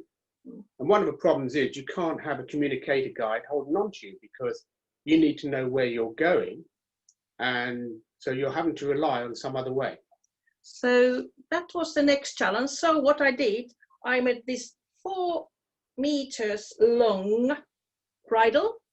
So what it means is that Russ, you put this around your neck and under your arm, and then the PA is the other end. Behind. 2 meters behind you. I put this down here to my hands, and I can then give you these messages. So basically, Rita will give me a signal if I'm going too much to the left. I might need to change my direction, or if I need to go more to the right, and so on. Or in some situations, stop. Yeah, or yes, you can go. The same thing what you have the haptics is stop, left, or left, right, back, and stop. So we're still applying the same haptics messages, to this situation. Yeah, but handmade. Yeah, handmade or retro-made. Retro-made, very handmade actually. Yeah. So then I do remember the next day, one mother of visually hearing impaired child sent me a message that, Rita, how can I teach my child what this is social distance, 2 meters? And I was thinking, and I still have my blouse threads. So I made this 2.5 meters long measurement. So I tested this with Russ. So you put hand here. So then I took it the other end and I put it that for like the hook of the doorway, the handle. And I was quite surprised because my perception of 2 meters was quite different to what this was. In fact, I was a little bit under Yes. 2 meters, like 3 steps as from an adult point of view. So it does give you a better idea just how big 2 meters are, especially in England, and I know other countries we use the imperial measurements. So it's a little bit tricky trying to know what the differences are. Yeah. And then you were using also cane, that's how many swing it is for you and your steps. So then, that's next. Then I did show this by Skype and I have a feedback that, it did function. So then if you can't have skin contact, I found it out that we can use this rumble tag. So I have here, this is like a blood pressure, a little goes around my arm. And Russ, if you hold there your hand, so this is giving you a little bit, not skin contact, but still you can feel where I am. Because when it gets very hot, sometimes you get very clammy and sticky. It's not very pleasant. Yes. Plus the fact you're keeping a little bit of distance between you and the comm guide or interpreter. Yeah, so this is very lightweight harness and it's worn on the upper arm by guide. I'm just taking it off so it makes a little bit sound. Yeah, then the next thing was that if one client has difficulties holding the guiding grip and they couldn't touch direct to the skin and they needed to go out. So what I made, these are all made of the home material, so they look a little bit black and red and gray. But this means that I put my hand on this glove because it was quite cool early March. And then you, Russ, put your hand, I'm calling this tandem. Or couple contact glove. But then we could then have a couple contact, we could have a direct contact. This is actually But it has actually a wall inside. So we don't have the skin to skin contact. So when we go out, so you can actually feel my left, right, up or down. So I can still give these kind of guiding messages. And it keeps your hand warm in a very cold weather. Yeah. And now we just take it off. Yeah. So that was a tandem glove. And I am just checking the chat. Yep. No, I have to do that because if it's something then on the way, so I'm very happy to do that on that. Then was the next one is like a home situation that if we need to be prepared that if something happens to me or to you, or if you are alone here at home. In England, from the healthcare center, we can have this kind of little message in the bottle. It has green cross, white bottle. And when I open it, I have here little cross. So I can take this and put this on our main doorway in a corner. And if the healthcare person is coming here, they look the outside door. If there's this sign, green cross, it means that there is a bottle in fridge door. So what do you have in this message in the bottle here? So you have a paper here inside. So what information do you have there? Well, obviously it's important to make other people aware, especially when it's medical information, that you have maybe certain allergies and things like that. So basically you have your name and address, your next of kin, contact numbers, email, date of birth and so on, and maybe your what you call the NHS number in this case, and then a list of your allergies, your medications, things like that. So at least they're aware that if you are allergic, for example, to penicillin, then they need to be very aware that they can't give you penicillin. And also your main method, communication in hospital. Yes, and also to give them advice on what sort of method of communication, whether it's deafblind manual or some other method. Yeah. So that is message in a bottle. So how about, Russ, if you need to go to hospital and you are quite poorly, you have high fever, you don't have much time, you can just tolerate to understand who is coming, you need to find your glasses, perhaps your implants, and thinking about, so still the same pullover I'm using here. So I made this kind of hospital bag. So Russ, this is very tactile. So I have the same cross here, both sides. It's very tactile. I have your name here, Russ Palmer, both sides. And when you open it, so what do you have? Give some examples. Yep. These, I think, is the information about the different communication methods. Yep. And you have here, you have thesis in a hospital. So if you are there and you don't hear people talking, you don't have the implants on, so the nurses need to do a certain kind of communication to you. Like if they are coming to take some like blood pressure, then just make the blood pressure haptis here on your arm. The strange thing about the haptis is it happened when I had an episode visiting Brazil, and I had the infection in the leg, and I ended up being in hospital for 1.5 months. And the nurses were all Portuguese speaking, so they speak very limited English. And because they're changing their shifts, this is where made me realize that we need to have some sort of basic communication system. So they didn't need to wake me up in the early hours of the morning, put my implants on and say, what do you need, and so on. They could just do what they're going to do. Then I could just rest calmly. Yeah. And then you have block letters here.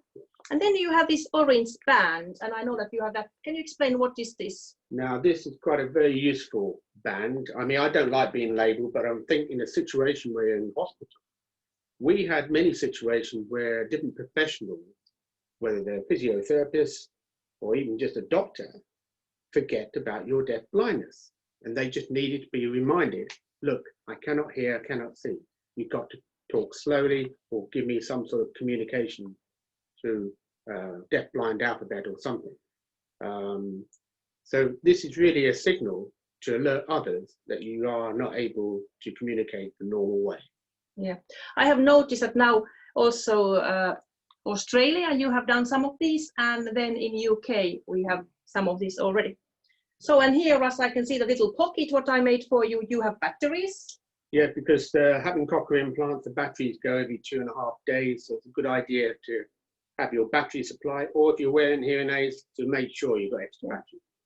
And then here are 2 little bags. One is your washing bag, your special soaps, and your private owner material. So that is then, so yeah. This is basically already in case anything happens, and it's hanging on the back of a certain place on the bedroom door, so I know exactly where it is. Yeah. Hope you don't need this. Hopefully I don't need it, no. But it's there So if... In this situation, you weren't very well, were you, at the beginning of yeah. March? And I wasn't quite sure if if Rita was suffering from the corona or not. So that really made us think about this situation. Yeah, and now I'm checking if our sound is okay or if there's any comments or anything. Not yet. And Sound is excellent. We can hear and see everything. that's lovely. And there were 150 participants. Okay, so yeah.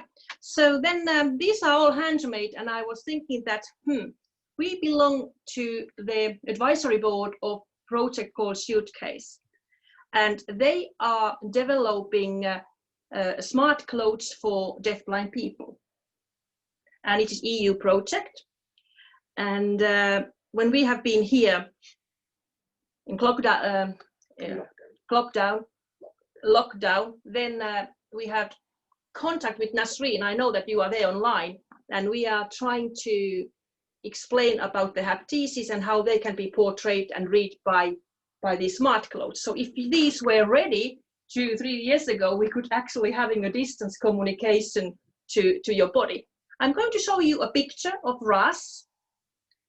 This happened last autumn in Sweden. And Russ is just having this black-white vest. And this is a pilot clothes of that. And Russ, what happened there?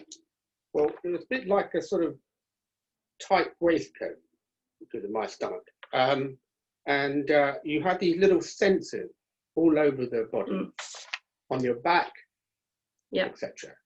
And the main purpose was to draw out, say, for example, a cross, which indicates emergency, or a question mark. Yeah, and you felt those. And I was able to feel these on the back quite nicely. Yes. Yeah. So if you like to know more about this, please send me an email, and I can then always send you more info about where you can find this material and so on. And this is continuing, ongoing project, and I'm not quite sure when it finishes now because of the lockdown. So. Yes, this is actually now on my part, but Emma is asking. There's a question from Emma, not sure if it shows up on your screen, but she wants to know if you have used olfactory senses when you go out together. Yes, we have a special smells. So we have already developing smells when it's like when I'm how to say, if I don't need a contact, I don't need to make you, Russ, to do any action. It's so-called neutral smell. Then we have a cup between the couple smell. So it's an invitation smell. I mean, a perfume smell. Yes, that is the perfume smell. And then the working one, so what I use when I go to work. So Russ, how does that work? So different smells. Yeah, surprisingly very well. And one only has to look at Helen Keller's material to see that she was also talking about different smells, professions, and so on, and how important that is to deafblind people as a whole. Yeah, it took a little bit of time because you have certain allergies for certain smells. Yeah, especially strong perfumes. Yeah, so we can't use perfume. It have to be some other kind of smells. But yes, that is a very good indicator. But if I use something, then after 10 minutes, so your brain is used to the smell, so then you don't recognize that. But if I'm walking past you, then you will recognize that it's me. Yeah. And yes, and then Nasreen sent it already, the project email there, and somebody saying, I'm enjoying the presentation. Would you mind repeating the information about the arm-worn guiding equipment, please? I will then write later that name for you. And now, Russ, I'm just closing that. The last part, I like you to, Russ, explain. You also did abstract, but it wasn't accepted. But if people are interested, you can send it for them. But can you explain that you are a musician and you are so used to have musicians around you, you meet together, and you as a deafblind person, you make music. So how do you solve the problem here during the COVID time? As a musician, one of the problems is that if you want to learn a new song or learn an existing song and you forget the words or something, it's sometimes a good idea to have a contact with your friend or communicator guide or whatever, or interpreter or somebody who can actually interact with you during the lockdown. So I have this, what we call Bose Soundware system, which is really like a neck speaker system. You have two speakers coming out here and here, and there's also a built-in microphone, so you can communicate via FaceTime or Skype. If you're an active person, you can even wear this when you want to do some jogging to your mobile or whatever. It works by Bluetooth, and I use a tablet, and I'm just going to show that. Yeah. And I have a playlist of music as well. So if I want to listen to my music to a sort of portable system, or as Rita would tell you, if I'm doing washing up, I get bored of doing washing up, I like to listen to something, talking books as well. So and when you are dusting. Yeah. Yes. So it's actually her suggestion to get this. Whether that was her intention, I'm not quite sure. But anyway, she can be quite manipulative sometimes. but that's another story. Anyway, coming back to the musician thing, it was extremely useful because I had a new song I wanted to learn, and sometimes you can't see the material. So I scanned that to my friend, and then they could read me the chords or the lyrics, and then I'd learn the chords and lyrics stage by stage if I'm playing the piano or if I'm playing the guitar and singing or whatever. Because you can still have the guitar around your shoulder and you can hear at the same time. And it's a marvelous interactive tool. And it works extremely well for me. I mean, for those of us who are musical, this is one way we can get around this system if we can't get out or if we need that communication. I'm very forgetful with my words or lyrics sometimes, so I just need to be reminded if I make a mistake, if I'm rehearsing for a song or rehearsing for a performance even. So it is a very interactive, useful tool. Yeah. So Russ, how long it took for you to learn to combining different equipments and thinking what you need? What is your process as a deafblind person to achieve that, how you use the technology? Well, I think you need to first of all work out, well, how can I solve the problem? Yeah. And make it work. And I tried this out through Skype and also FaceTime in my case, but you can use other platforms, I'm sure, in the same sort of way. I just tried it, literally tried it. I said, okay, let's try this, let's try that. And sometimes what was good about it is it leaves your hands free and not tied up to connecting wires or headphones here, but you can hear both the communicator guide or friend who's talking to you, and you can play the music if you want to play back a particular song just to know how the words fit in to a hi-fi system. So they can also hear that at the same time. Yeah. And it's very practical. Yeah, I mean, it also allows you, if you've got a mobile phone, it will allow a mobile to come through and so on. I mean, if I'm just press this now, I think I might be able to get, yeah. You probably hear there's some music coming through. And I can stop it just like that. So it's very, very practical in that way. Yep. Okay. Thank you for sharing. But I'm now just turning this a little bit because we are on the same time, the same screen. And I'm just looking about, yes, somebody already left that Rumble tag and where you can actually find that website. It's on the chat area. Somebody's saying you are done amazing. Hi, Russ and Rita, we are loving this. Can you repeat the name of the sound system, please? Okay, it's called BOSE. That's B for brother, O for orange, S for sugar, E for Edward. Soundware. That's W-A-R-E. The only thing I would say that this has been around for a while, so it might be difficult to get now. I don't know if they're introducing a new model, but if there still be some around, and they may be even cheaper. Yeah. There are two types: the more expensive one or the cheaper one. Go for the more expensive one. For example, the one I got recently is £199. I'm not quite sure whether that's in dollars, but it was £260 earlier. So. And that hasn't made actually for deafblind. It's just a normal. No, I got this at Amsterdam airport. So sport. Yeah, in the sports section. Yeah, funny enough. Yeah. Yep. And then both soundware. Okay. Then somebody asked, cheer Russ. This is Jenny. Do you know if they work with Bahas?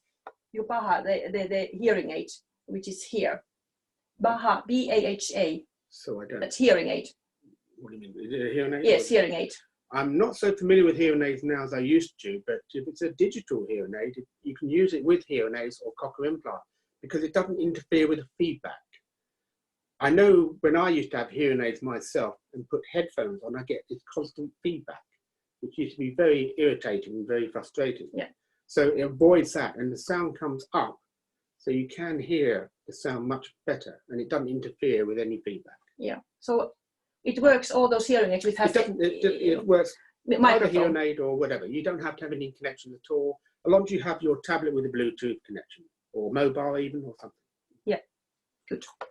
Okay, yeah, bone anchor hearing aid. Thank you, Jenny. Yes. And somebody has already, Stina from Finland, say that you can find it here, Soundware Companion and the website. Well done. Thanks, Stina. Okay, thank you. Okay, now I'm just going to look at that. And Then question area, I'm just looking about. Then, can social haptic communication be considered a language with formal syntax and semantic rules, or is it more of supporting communication system? My department. How do I say? If you are learning about it for a couple of years, 1 till 5 years, it's probably supporting system if you are using like spoken language or sign language. But people who are using it quite a lot, like we use it all the time. So I don't need to use spoken language. So when I'm going to the room, I describe Russ that this is the room where you are standing, then the chairs, table, windows, lights, everything what is in the room. I don't need to verbalize that, but I can if I want to. But when you are not using your hearing aids, your cochlear implants, I use that when we are waking up in the morning or when we are very noisy situation. So it is already, I recognize that as a language. I use sometimes written language, sometimes I just look to spoken language, sometimes I use finger spelling, sometimes I use social haptics. So it's one Depends way. on the situation. Yeah, but sometimes you can use them and combine. I mean, sometimes I find that when Rita, just before she goes to work, she will sometimes give me some information, basic information that will clearly tell me this and that without the little words in between. That's because we've been doing it for 30 years or so. So it is possible to recognize things without having to put your implants in straight away, or hearing aids, whatever. Yeah. Or the next level is that if you are going to museum, you are painting, so I draw the painting, the colors, or even you describe now universe. Sculptural, even the universe stuff. That's Planets. another interesting area as well. Planets, moons, and so on. Even the whole solar system. I mean, I had a wonderful example of how we can demonstrate a solar system, which is extremely useful. It makes you think how small we are compared to the vast universe. And your hands are even on the computer. Yeah, if you are, yes, it has a syntax and semantic rules, so it has a grammar, and we call them hap teams. So if you are interested to know more about that, please write to me and I can send you some material. So we were missing our first PowerPoint presentation here, but I will write to you about our email address. Should I just say? And then somebody's saying that I think it's a brilliant idea, Russ. I know many children who don't like to wear things over their ears. Yeah. Russ, which address do you like me to write here? Talking about email, yes. Well, you can use mine, which is Russ, R-U-S-S, in lowercase. Yeah. Then the symbol @. Yeah. Then Russ Palmer, all one word. Yeah. .com. Yes, and I'm writing also. Yeah. Or you can send your. Yes, and which is. And Rita's email, for those of you who are not familiar, remember Rita has 2 I's and 2 T's. So it's R-I-I-T-T-A Lautner, LAHTINEN @icloud.com. Yeah, and now I wrote those to the chat area, say the website and also then our. Please visit our website. There are some marvelous examples of what Rita's work is doing, and there's also some of my stuff and late performances. The last performance I did in 7th of March, would you believe, which was on a family cochlear implant day, which is quite an unusual experience, yes. Yeah. So this pandemic time, Deirdre Leach says that you are both amazing and inspirational. I love how you have taken the pandemic to get creative and come up with ideas. Well, she's very creative, this one. Thanks for your sharing. You are both so positive. Yes. First one. Then, oh, I'm so sorry because that I was saying that our email address did go actually privately to the interpreter. So I need to say here that I need to put all. Thank you, somebody, to all panelists. I'm just looking and I just need to write that again. I'm sorry about this. I'm also first time to doing international lecture like this. But for those of you who are not so familiar with social haptics, the first time we started to use this is really when we first met back in Sweden at a Deafblind International Conference, although that time it's called the IADB. And Yeah, no, you just, yeah. So we have now the postman coming. We knew that it's coming. And I was just writing for you our address here again.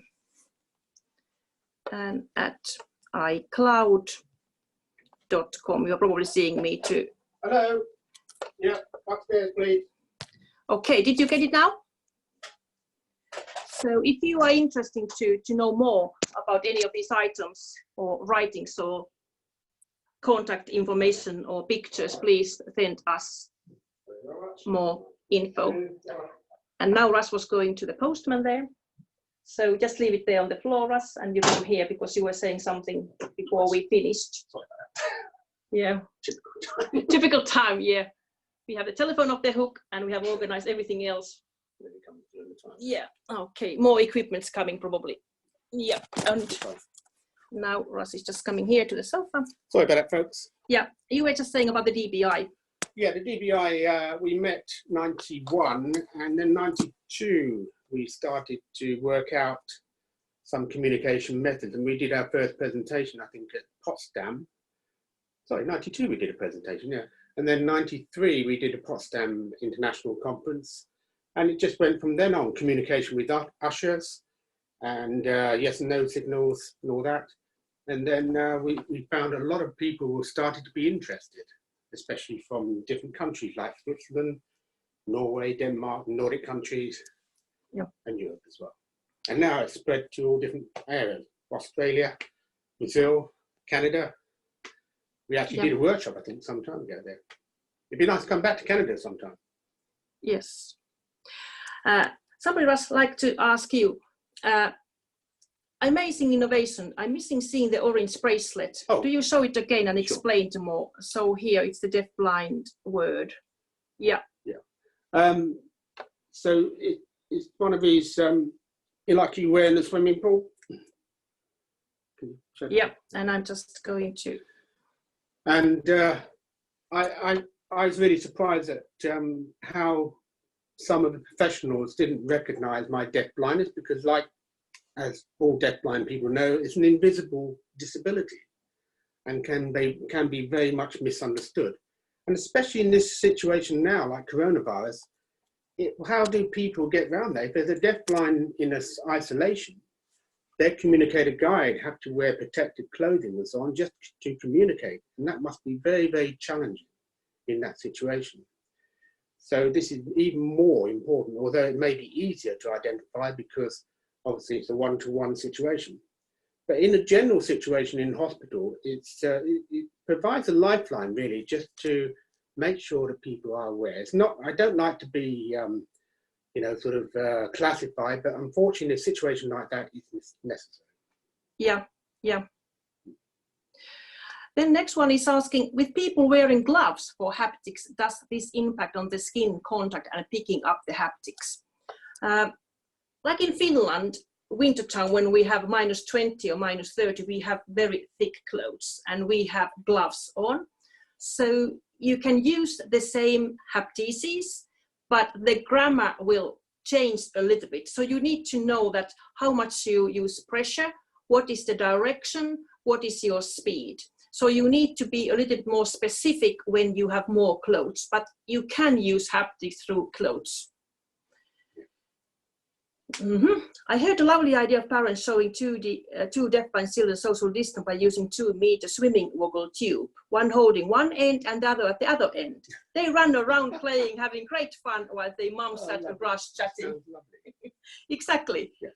Whatever you can just use it. So thank you for sharing that. Yeah, that's very interesting. Yeah. So then Angelica is asking, where do you get the deafblind band from? Over to you. So I don't know which country you are from, but I know that in Australia you have already some of these bands available, and we have a couple of, but we have Finnish word here also because I'm Finnish, so we are living in 2 countries, so we need to have 2 languages here. Oh, UK. So you can get that probably. Emma from Sense UK have some of these bands, so I think that you can then send some information to Emma, and Emma was probably here already chatting. Yeah, Emma Boswell Sense. Usher service. Yeah. Okay. So now I'm just closing that, and I'm just, yes, I'm just going to look about the question if there's anything. Oh, yes, Russ, do you want to say that Steve Loman is just saying that, any chance of promoting HSI? Of course, yes, sorry, mate, yes. Yes, in the UK, we have a group called Hearing Sighted Impaired Group. This has been running for nearly, 25 years, I think now. And that was, I suppose I was one of the founders of this group because we felt the need to have our network and social contact. And we were working with Sense at the time, and obviously Sense could provide professional advice, but we felt we needed more social contact. And this is one of the things we provide social groups to go and see different places, peer support. And now we've got this Corona time, we're now considering other ways through different platforms to see if we can provide extra support. But yes, HSI is like a branch of Sense. Thanks, Steve. Yeah, and having like a support there and share these ideas. Okay, and now one more chat there. Yep, Emma Boswell is just saying many times there, thank you. Thanks. Okay, if you are interested to know more about the social haptics, because we are here isolated, so I have a lot of things I have now when I'm teaching online. So I have done this kind of tactile profile area on your clothes, what it is, and then how you use face expression. I have here some materials what I have made for clothes, so you can't have the close contact, but this I will send more information if you are interested. Yep. And if you are interested to go to the website, so if you want to know more about haptics, we have some material there like these books, environmental description, and there's also, Russ, your info about musical perception with CI user and some of your music DVD and your music examples. If you are interested to know more about that, how you sing and play, and then you have also some articles about acoustically how you perceive music through vibrations. And also using hats and using a hat to amplify the sound when you're hearing your own voice, especially if you're singing a big hall or different environmental situations. Yeah. Okay. And of course, social haptics as well, I think. Yep. And now I'm just going to look about more. It is now, Russ, 22. We have. Do you work shops in the UK on social haptics? Yes, Angela. We are just working with Emma. We just finished before Christmas the first, second, and third level. So if you are interested to know more about that, just send me an email and I will. Unfortunately, we had to postpone one course this year because of Corona, but we're waiting to see what happens. It was this summer. Oh, sorry, this summer, yes. Yeah. Okay. And saying thank you for you, Russ. Thank you. Where is the information about your online information, Rita? So it's that www.russpalmer.com. Three W's. Yeah. So I send it that info for. Russpalmer.com. Yeah. So it's Russ's name. Yeah. Yeah. Somebody worked already. Thank you to send it that for you. Okay, any other comments or any other questions? I'm just going to check now the questions for that we have all answered, and then on here chat. No other questions. So okay. You're gone. Just what has been the best in this pandemic area? What is the solution for you? What you have been thinking is very useful? Well, certainly my music solution has been very, very helpful. It's been a bit frustrating not being able to go to visit shops and stuff, but luckily we live by the sea here, so it's been nice to just go and get some fresh air, although it's been quite crowded at times. But no, we seem to be coping quite well, I think. Yeah. With all your social contact, because yes, you are I've been using FaceTime and Skype and other platforms, and I've been listening to audio talks of different interest groups. I'm particularly interested in space exploration. There's an Astro Club talks and also military battle stuff, which is now going on this week. So yeah, and also talks every week from the Army Museum. So it's amazing the different types of talks there are, and people have sort of gone out their way to do this. Yeah. I appreciate that. Obviously, there's no sign language or no sort of subtitles. So I'm obviously speaking from a person who uses spoken language with cochlear implants, but I'm sure if you're wearing hearing aids, you can still hear through your direct contacts and having a special, or even do something like a Bose. Okay, do you like to say thank you for Well, Walter? it's a pleasure to have been here to give a talk about how Rita has adapted different clothes items to the current situation.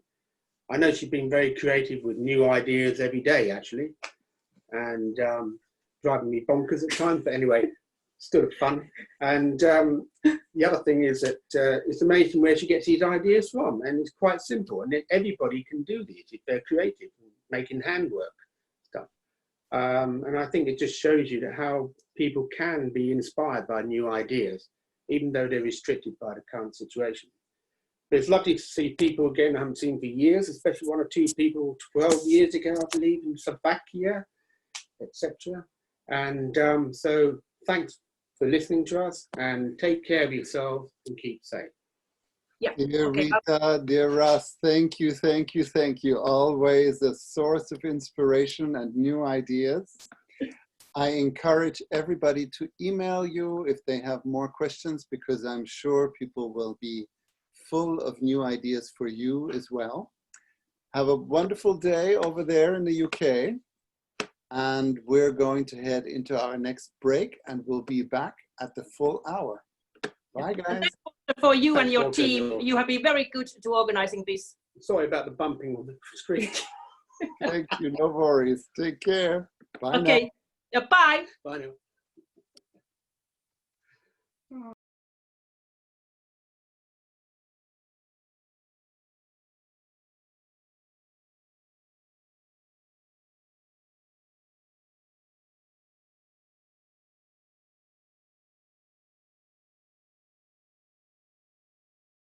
This week that I will be taking a close look at timing, so our interpreters have their break in between the presentations. We are still working out some technical glitches. I believe we may not be able to activate the captions today, but we are working on that for tomorrow. So hang in there. Like I said, by Friday, we will be running fully professionally. If you are specifically interested in viewing the interpreters in a larger screen, you can activate the side-by-side view, which will allow you to drag the size of the image of the interpreter a little bit larger. And so now we're heading into our next presentation, which is actually given by my postdoctoral fellow, Atul Jaiswal. Atul and I have been working together for some time on topics that relate directly to involving individuals that are living with deafblindness in research activities. And so I will hand it over to Atul directly for your presentation. Go ahead. Thank you. Good morning. Hello, everyone. I'm Atul Jaiswal. My name is Atul Jaiswal, and I'm currently doing my postdoc under Dr. Vitik, where we are trying to understand. Are you all able to see my screen? Yes, we're good. Okay, good. Yeah. Where we are trying to understand how COVID-19 has affected our older adults with combined hearing and vision loss, and what can be done to improve their access to healthcare. So because our postdoc work is a little bit aligned towards citizen engagement, so we'll be talking about it in detail. The aim of this webinar is to engage all of you, and I'll say Deafblind International Network members, in the discussion that could help us in developing citizen engagement training modules that could be used down the line while conducting deafblindness research. So I thank you, Deafblind International, for giving us this opportunity to share our work, and let's see how we can take it further forward to develop citizen engagement training modules for our population. So this is the outline of my presentation. Well, I'll be focusing on introducing the topic. I'll talk about citizen engagement and how that relates to deafblindness research. And I'll also share the experiences of our own postdoc work that we are doing, and then how we are mitigating the challenges that we are facing during this time of COVID-19. So I know that all of you are well aware of the key developments in the field of deafblindness, but I think it's important to highlight some of the key things that are important to all of us and to the deafblindness research. So we all know that 0.2 to 2% of the world population, which means approximately 150 million individuals in the world, have or some form of deafblindness. So, and the report also highlights that that they are at risk of social exclusion. They might have severe experience of social isolation as well. But despite of all these numbers and the personal experiences of that people are facing, it's very important to understand that deafblindness still is less well known and less researched topic.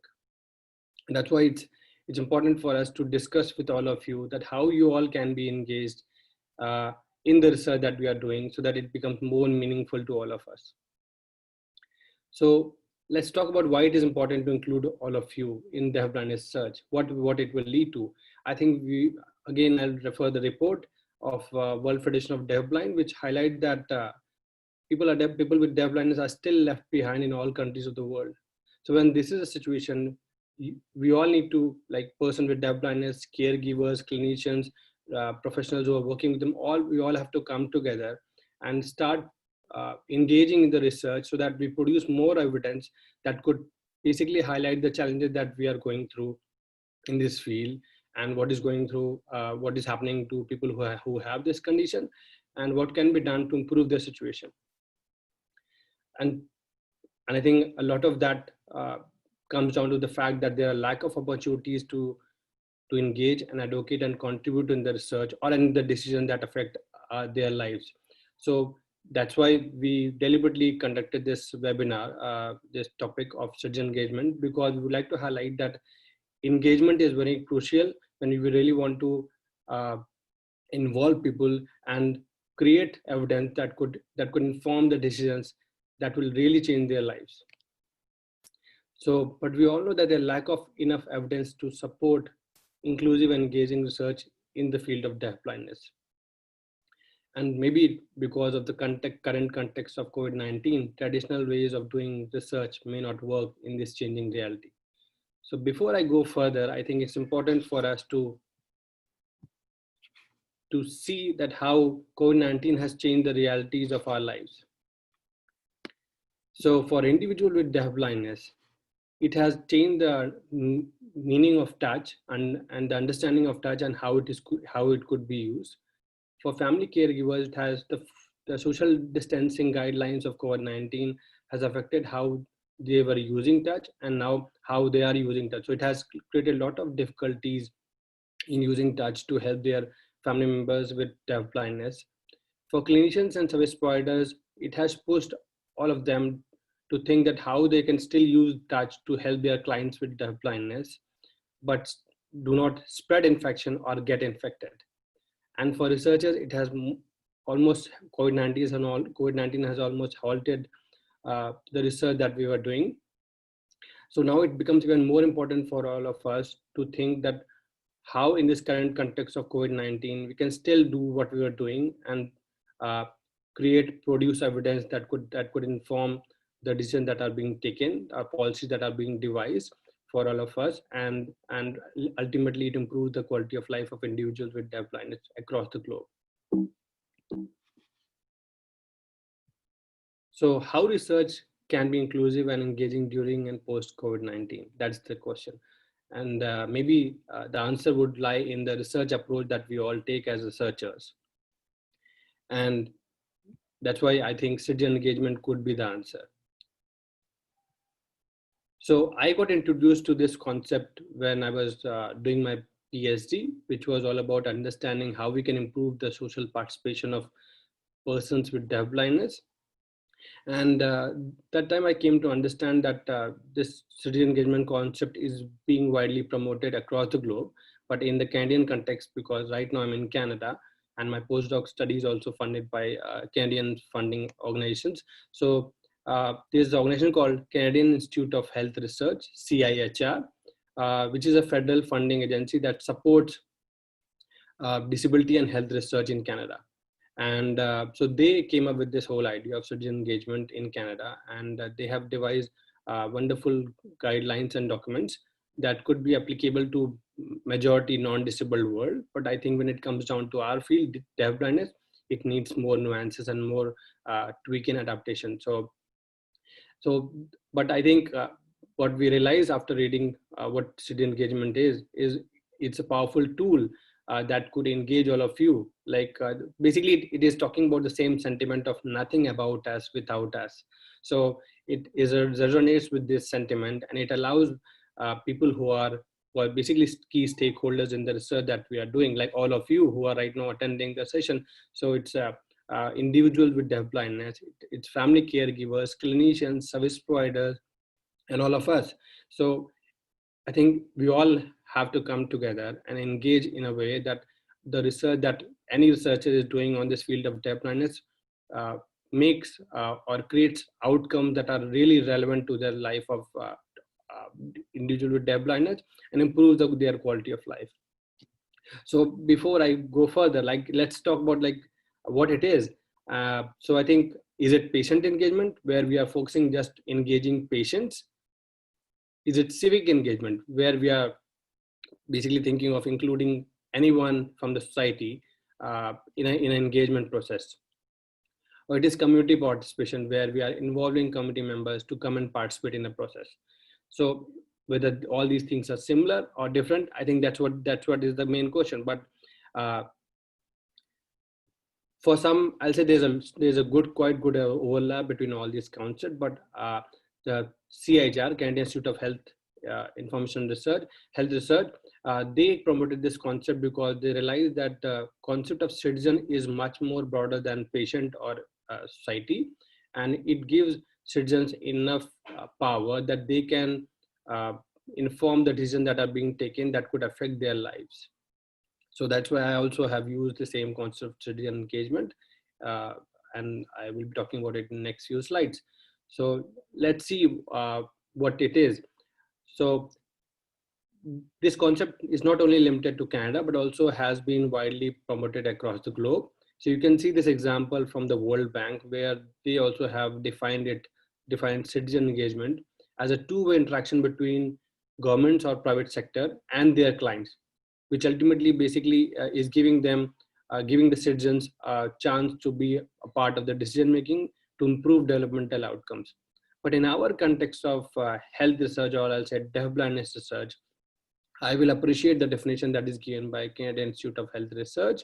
That basically means it provides opportunity for meaningful involvement of all citizens in its activities and when I'm saying using the word citizen, it means all of you who are currently attending this webinar, because you are the most important people who should be involved and who should come forward to get involved in this process of research and inform the different steps of decision making that could of the research process, from the idea generation to final implementation of the research project. So when we're talking about citizen, it's important to understand the word citizen. It does not mean citizen in a legal sense. So it is not equivalent to citizenship or citizenship rights of a particular country. It does not mean that way. It basically refers to someone who is a knowledge user of research or holds stake in the research process. So CIHR has defined it like this: interested representatives of the general public, consumers of health services, patients, caregivers, advocates, and representatives from affected community and voluntary health organizations. So that means all of you. And I think, again, I will stress on this fact that all of you needs to come forward, and all of you need to come forward and see how you all can be engaged in the process of the research and inform the decision making that is being done. So that ultimately leads to better outcomes for our individuals who have deafblindness. So there are some 5 principles of citizen engagement. I think we need to understand them to understand this process better. So first one is, like, there will always be a value addition to the program or the research project by having citizens on board. And I will again sort of bring it back later down in my presentation, where I'll give my example of my postdoc. But the ultimate thing is this, that value addition is a key factor. And in the context of COVID-19, I will say that right now, what is happening with individuals with deafblindness or family members, I think all these stories should inform the research that we are doing. And I think that will only come once we have you on board on the research project. So there's always a value addition by having all of you on the research project teams. There's a mutual learning understanding, and that benefits both the parties, like citizens, all of you, and then the researchers or the research team members, because both of us understand that the perspective, the unique perspective that you bring on the table, and we basically develop we have a better understanding of the phenomena, and then we develop better solutions for the work. There's also emphasis on openness and transparency in all the decisions that are being taken in the research process, and that improves the accountability for the research team, that they are more accountable now, that whatever they are doing, they need to have consensus within the research team, including the team, basically the citizens on the team. And it is inclusive in nature. So it basically highlights that anyone from the community who has similar interest to contribute to the research process is welcome to join the team. And so even including people who belonging in the minority category within the deafblindness research. So I'll say in our context of deafblindness, it could be like individuals who have congenital deafblindness. It could be females or women who have deafblindness of any sort. So it could be anyone, and it's the responsibility of the research team to support them and provide accommodation so that they can participate fully into the research process or into the decision engagement process that informs the research process decision making. So, and why does it matter? I think again, the same fact that it matters because the same sentiment of nothing about us without us. So the citizen engagement will lead to improved accountability, better decision making within the research team, and then will lead to better research outcome that will ultimately improve the services that are being delivered, and overall enhance the quality of life of individuals with deafblindness. So before we go further, I think it's important to understand that, or before we understand how we can get engaged, right? It's important to understand the 3 levels of citizen engagement. So first could be that you join the research team as active team member, and then you contribute in all the decisions that are being taken from the idea conceptualization to final implementation of the idea, like to conducting the full research and its reporting. The second could be that you join as a co-researcher on the team, and but then now you have more role to play, because you will be then involved in writing the grant proposal, writing the research protocol, helping in data collection, helping in reporting, and finally you could be one of the co-author on the papers that are being published. And then the third level is lead researchers. You can be lead researchers, and you basically involve other researchers on board depending on your choice, and then you conduct the research that you wanted to pursue. So now we have a question that, okay, so how do we get engaged in the process of research? I think I will encourage all of you to reach out to research teams or researchers across your country or anywhere across the globe, whom you think you have sort of similar interest to pursue, and then reach out and let them know that you would like to get engaged in research process as citizens. And I'm pretty sure that researchers would be happy, researchers like us, and we'll be very happy to have you on board and get your rich perspective that you have based on your lived experience of either of deafblindness or because of your caregiving experiences.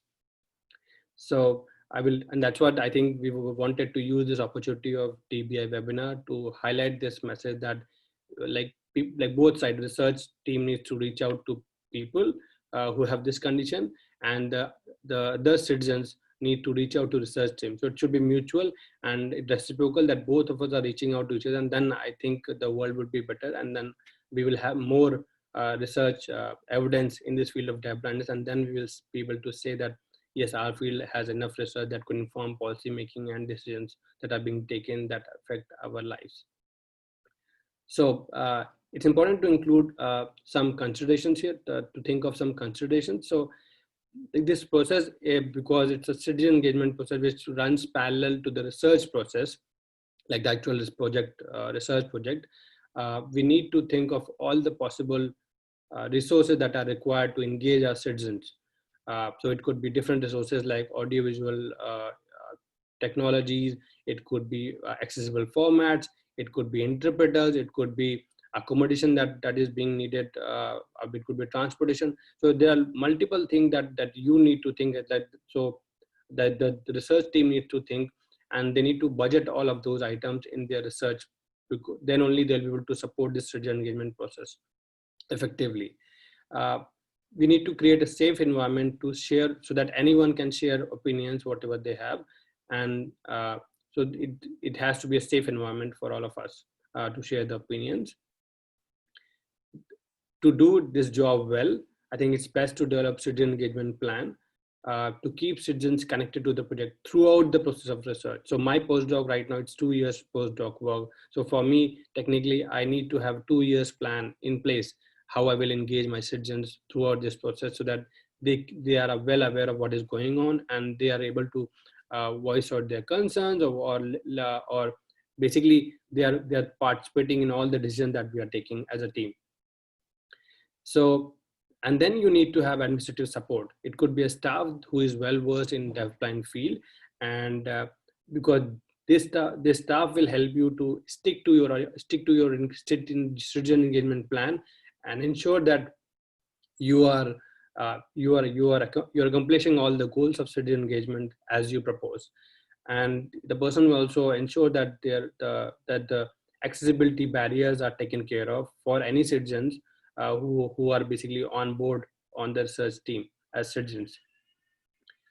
So I would also like to highlight some ethical consideration that is very important for research team as well as for citizens to be aware of, because if these things are happening, then we will not be able to claim that our citizen engagement process was actual citizen engagement process. So we need to be aware. So by research team as well as the citizens, they both need to be aware of these ethical considerations. And if they feel that something is not going right, they just need to share this within the research team and see how it could be resolved. So the first thing I would highlight, that because of the different, maybe it could be age, maybe it could be gender, it could be the disability type, it could be health condition, it could be socioeconomic condition, it could be culture, or it could be language barrier, that could lead to power imbalance or power dynamics within the research team. If this is happening, I think it's important for both the parties, like for the research team and for the citizens, to basically highlight the issue and let the team know that this is not going away. This is not the right way to go about it, and we need to fix it.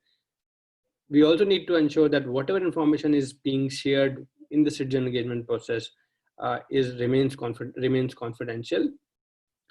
We also need to be sort of aware of that whatever benefits are coming out of this research process or the research project is not limited to one particular group.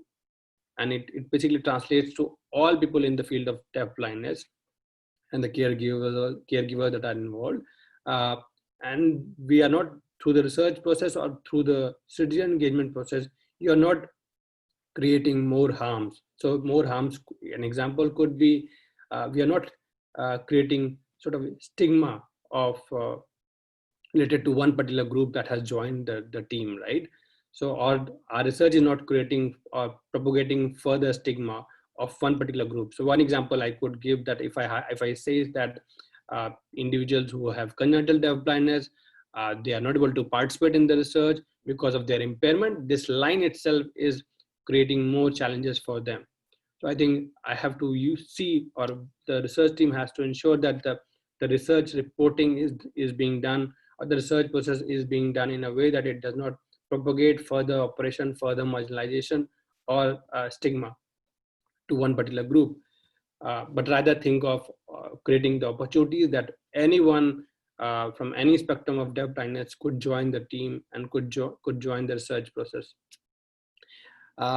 It's also important to talk about the different conflicts of interest that people might have because of their personal, professional, or business affiliations within the community that could affect their research, that could affect their citizenship role on the team. So if you come across anything like that, just say it aloud. I think people will have some ways to ensure that this conflict of interest is no more affecting the research process or the citizen engagement process. I think transparency is the best thing, and that's why it was one of the principles that was highlighted in the citizen engagement process. So we also need to ensure that there are no more systemic and structural barriers. When I'm using these big words, it basically means that all the accessibility barriers or any form of policy or practice, if that basically creates exclusion or unequal access to this process of citizen engagement, we need to remove all of those, or we need to change those.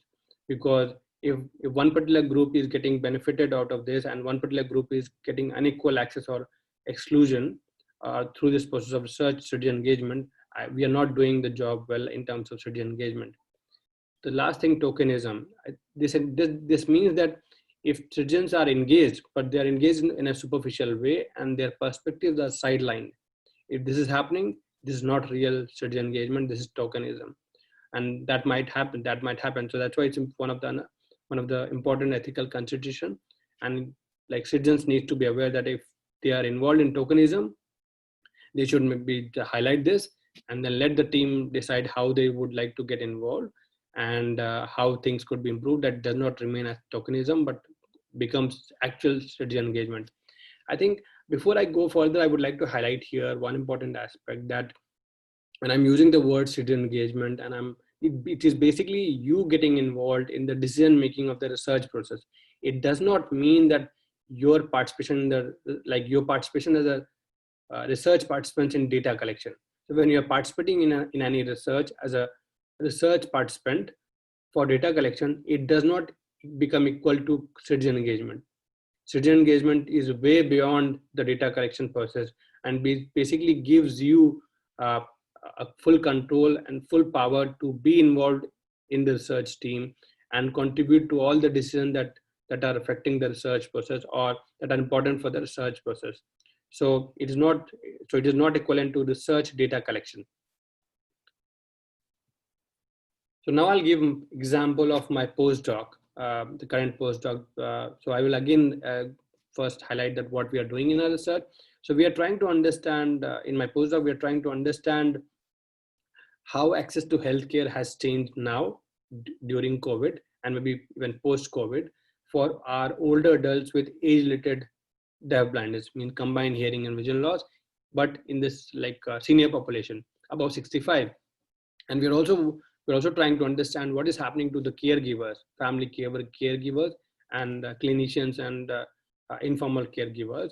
So formal and informal caregivers, clinicians and service providers, what is happening to them when basically they are working with the older adult in helping them access to healthcare. So when I'm using the word healthcare, it basically means any form of healthcare, starting from going to emergency department and to the end receiving rehab services. So it is basically seeing the continuum of research, continuum of healthcare that we provide to any person, or that is being provided to any person. And we are trying to understand the challenges at each stage. So for this process, we wanted to use citizen engagement framework that is given by Canadian Institute of Health Research. And we approached, to begin this process, we approached different deafblind specific organizations in Canada, and we approached some researchers who are well versed in this field, who could contribute, and because they have expertise in terms of older adults and sensory impairment research, we reached out to older adults with age-related deafblindness, and because we approached to them and we made them understand that we want to have them on board before starting this research. We were really lucky to have so quite a few. So we have right now we have 7 experts, including older adults with age-related deafblindness on board, and we have 8 organizations across Canada so who are willing to support this research. So basically for me now, my research team is not limited to me and Dr. Wittig. It has gone beyond, and now we are almost a team of 17 people on board. So which makes this research, this postdoc research, very valuable, because we are getting to learn each and everything from them, from the whole team, that what could be done in this current context of COVID-19 that basically becomes more, so our research becomes more impactful, more meaningful to the individuals and the caregivers who are right now involved in the caregiving process of their family members with deafblindness. So, and I must say here that because of this involvement and city engagement process, we were able to secure like the whole team and the idea that we generated. So at the level of priority planning, like idea was shared, and then we all came together. We had a lot of iterations in between of the idea that we really want to pursue. And finally, so once we had this full idea and we basically wrote our grant proposal, I would say that we were lucky to generate 50,000 Canadian dollars of amount for this research. And I think all of this money would be used effectively in the next year, like 2 years process, to not only engage our research participants, but also our citizens in the process, so that they feel that they are contributing to this research. So in terms of methods, the key challenge that we faced was, so my data collection was about to start from March, and immediately at that point, COVID-19 started to affect Canada as well. So all the research activities were halted. So, and this was a crucial period for us again to go back to our citizen engagement team and see what can be done here to improve or basically to decide what could be the research priority now, and what we should do now. So, and then based on the whole team discussion, so initially my data collection was conducting face-to-face interviews with older adults with age-related deafblindness. And so that is now not possible in this context of COVID-19 because the older adults are vulnerable to risk of infection. So then we have changed our plan to conducting online interviews or using telephone methods to conduct interview. So this change is basically coming up from the team effort, not only from me. And we have basically this considering of all possible alternative strategies that could limit the risk that we could give to our, that we could expose to our research participants, I'll say older adults with age-related deafblindness, or our caregivers who are involved in the research for data collection. So, and then, but we are also aware that within this context of deafblindness, because it's a heterogeneous population, there might be a few like older adults who would not be comfortable using telephone or online methods to share their perspective or data, right? So we have ensured that we will again do a phase 2 of data collection, where once like we are waiting for the COVID-19 situation to improve. It is improving a lot here in Canada. So we are hoping that once it will improve, and once we are done with our online and telephone method data collection, we'll again recruit more people. We'll again basically come up with the recruitment poster and highlight that there's one more chance to be involved in the research and share their challenges, whatever they have. So anyone who was not able to share their data initially in our first phase of data collection using online and telephone methods, they can then be involved and share their information with us. So that's why I think the whole point that we would like to highlight here is the essence of citizen engagement, that you involve people on board, and through that, this whole team effort, you are doing much more than as you were doing all alone as a researcher. So in terms of analysis and reporting, again, I have talked about the 3 levels of engagement of citizen engagement. So you can decide at what level you would like to be involved in reporting. In terms of analysis, what we are hoping to do here is, like, there would be inherent challenges of, because maybe citizens are not well aware of the research world or the research skills, but for sure we are willing to support them by providing ongoing training or whatever support they need, so that they understand the analysis process. And so ultimately they will be, so our citizens on the team would be the key people who would be interpreting the data and seeing whether the data is valid. Their findings of our research are valid to represent the lived experience of older adults with age-related deafblindness. And we are even equally open to any scrutiny by our citizen team that that if they think that this is not going right way, we would again sort of go back and do the work that is needed there. And so in terms of reporting, I was saying that citizens can decide that whether they would like to just remain at the level of active team member, or they would like to become co-researchers and maybe co-writers. So they can become co-authors on the publication that come out. And we are quite open to that idea. And I think that's what we were highlighting it here, that anyone can join the work, anyone can join the research process, regardless of what stage of life they are, what impairment they have. And I think it's a matter of finding out what you bring on the table, and the research team members, it's a matter of providing the opportunity to the citizen team, that citizens, that and valuing their and respecting their knowledge based on their lived experience. In terms of knowledge translation, we would for sure have challenges, because the research outcome that will come out of our research will not be limited to will not be only serving will not be only, I'll say, limited to the population that is non-disabled, but we will also ensure that the communication needs of all sort of population within the deafblind group are also considered, and we are providing whatever research documents that we are releasing are accessible and are in preferred communication mode that people need to.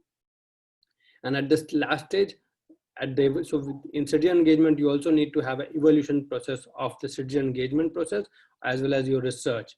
So the citizens are then involved to basically evaluate the whole process, how it was conducted, whether it was meaningful and relevant to them, how much they thought they were contributing, and whether the contribution was really appreciated. So it is basically evaluating the whole process. So there are few steps that we have basically that we had that there were challenges there, and we were able to mitigate those. And few stages of the research we will be doing down the line, and maybe I will be able to share my findings later again in the next year presentation. So, but the whole idea is basically making you realize that you all have immense knowledge based on your lived experience or based on your work, and you all need to contribute in the research process and the decisions that are being taken. And citizen engagement could be the right tool for all of us going forward. So the key takeaway here would be, like in current realities of COVID-19, when touch is no more understood the way it was, I think it's important to come up with ideas like citizen engagement that could help in creating inclusive research.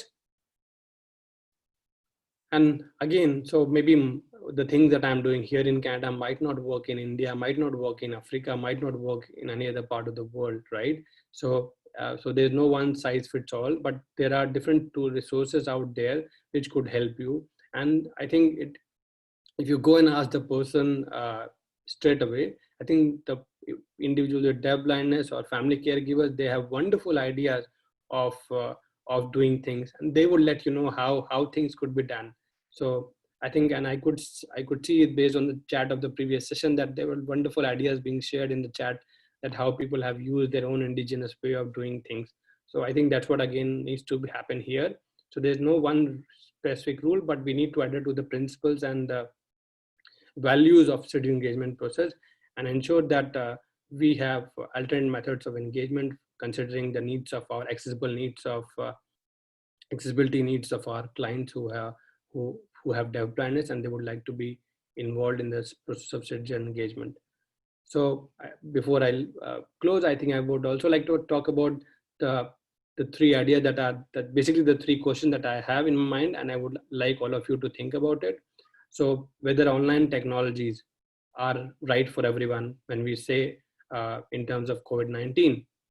So because there would be one group who is not well versed with online technology, and what we are doing for that group. We need to also understand what motivates individuals like all of you for meaningful citizen engagement in research. And then finally, do we have enough evidence to understand the process of citizen engagement in deafblindness research? And so the possible answer to resolve all these three questions would be to basically get involved in developing citizen engagement training module for deafblindness research. And I'm really hoping that after this webinar is done and you think about it, and you please reach out to us, like to me and to Dr. Vitek before August 30, 2022, because we are hoping to develop a citizen engagement training modules that could be used in the field of deafblindness research. And we will work in a team. So it could be anyone from any part of the world, but who would like to contribute in this process of developing training module for deafblindness research. And we are happy to have you on board, and we'll ensure that whatever best we could do from our end to engage you in the process, that you feel that you are contributing this process of developing citizen engagement training module, which I believe would be very helpful for future researchers to think and use it, so that we are not doing a research, but we are doing much more than that. Is we are doing much more than our research, and we are basically fulfilling the sentiment behind the quote that nothing about us without us. So these are some key resources. This is a World Bank report, a World Bank Citizen Engagement Framework, and on the right hand side you will see Citizen Engagement Framework, a handbook that is given by Canadian Institute of Health Research. There are a few more, but I would say to begin this work, if you stick to these two, this is good. And these are some of the like my funders of my postdoc work and my research partners across Canada who are supporting this work. And these are some of the key references that you could use. Thank you so much. Thank you, Atul. Now I already see that you have a message from Akhil Paul, who wants to make sure that you include Sense India in your research, as he also states that lived experience is crucial for future learning in this context. I actually think it's a good idea, Atul, to leave your slide with your contact information on the screen in case people want to take a screenshot or would like to take a moment to write this down. We have a question from Meredith Prain, who says, do you have any experience working with people with deafblindness as co-researchers? And if so, what accommodations were made? Also, do you see co-design as one way of undertaking citizen engagement? Yeah, I think before I came up with this idea of citizen engagement, I was reading the work by Eleanor Roy from Australia, and I think the process of co-design and co-production is also, I think all these concepts are somewhat interrelated, and they all overlap. The ultimate idea remains the same, that nothing about us without us. So it's all about identifying ways to include people rather than exclude them. And so I will not say that I have done it, but in my PhD research, for sure, when I started my PhD, which was basically trying to understand how we can improve social participation of individuals with deafblindness in India, and that research was being supported by Sense India. So I think Sense India team gave their enough support to me, and because I was working in Sense India for 2 years before I started my PhD in Canada. So that whole experience helped me to understand this world of deafblindness quite closely. And because I am also an occupational therapist and social worker, and now I have the research skills, I think I use all of my knowledge and skills to see how we can basically conduct research in a way that could be more meaningful. So in my PhD work, I will say that I was able to recruit 16 individuals with deafblindness across India with the help of Sense India, and we had a mixed group. So, but that study was more about adults, working age adults between 18 to 64. And so it was challenging because the three people who were research sort of participants, they belong to congenital deafblindness category, and it was really hard for me to think how we can still include, because my research was a qualitative research. So it was hard for me to think of ways to get their perspective, that what do they think about their participation. But I think with the support of Sense India, with a little bit of my understanding of the multiple modes of communication that could be used, it worked out well, and I was able to get their voice on board for my research.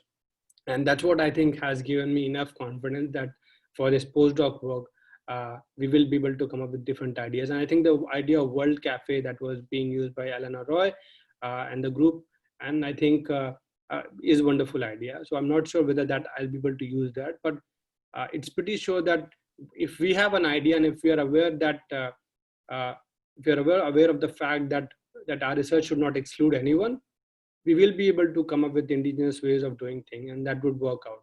So I don't have a straightforward answer of, I'll say that I have all the techniques right now. And that's why I think it's important for me to come with this, like developing this citizen engagement training module, because I believe this will not only help me in this process, but it will also help other researchers, those who would like to do participatory research or inclusive research, but they don't have enough evidence or tools in place in the field of deafblindness research that could help all of us. I hope I answered your question. We have two questions that are lined up. Atul, the first one, we're running out of time, but we'll try. Have you faced any challenges due to the various types of deafblindness during your research? And if yes, if you would like to share your challenges. I think, yeah, so like in my postdoc, I'm still working on my phase 1. So like phase 1 in terms of I'm doing my systematic review right now, and basically have engaged citizens on board for our work. So I have not actually collected the data. So the data collection will start from, I believe, from August. So that will be a whole new experience, and then I can share that with you. But in terms of my PhD, for sure, because I interviewed 60, like I conducted qualitative interviews with 16 adults with deafblindness. So, and like from different spectrum, different types of deafblindness. So it was really eye-opening and like immense learning experience for me, because I could see that there were challenges of, so I used multiple modes, and I basically followed my instinct and followed the multiple modes of communication. So if there were challenge that I'm not able to explain someone how to make them understand what is participation, because participation is an abstract concept, right? So how to make this concept and like relate to them.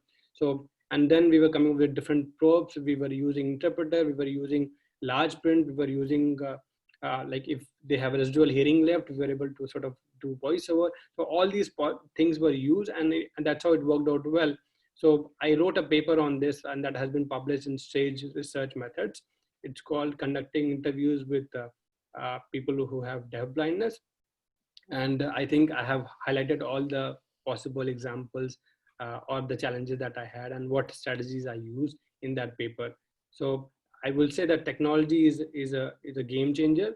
So like Facebook, Skype, iPad, iPhone, all these things are an email. So I think we just need to have an eye for accessibility. If we think of that way, I think it will work out well. So if we consider the needs of like accessibility needs of others, it will help not only the person, like not only the person will be able to share their ideas, like share their perspective, but also it will help you in the long run to make you better understand like how sensitive you can, how sensitive you have to be when you are working in this field of deafblindness research.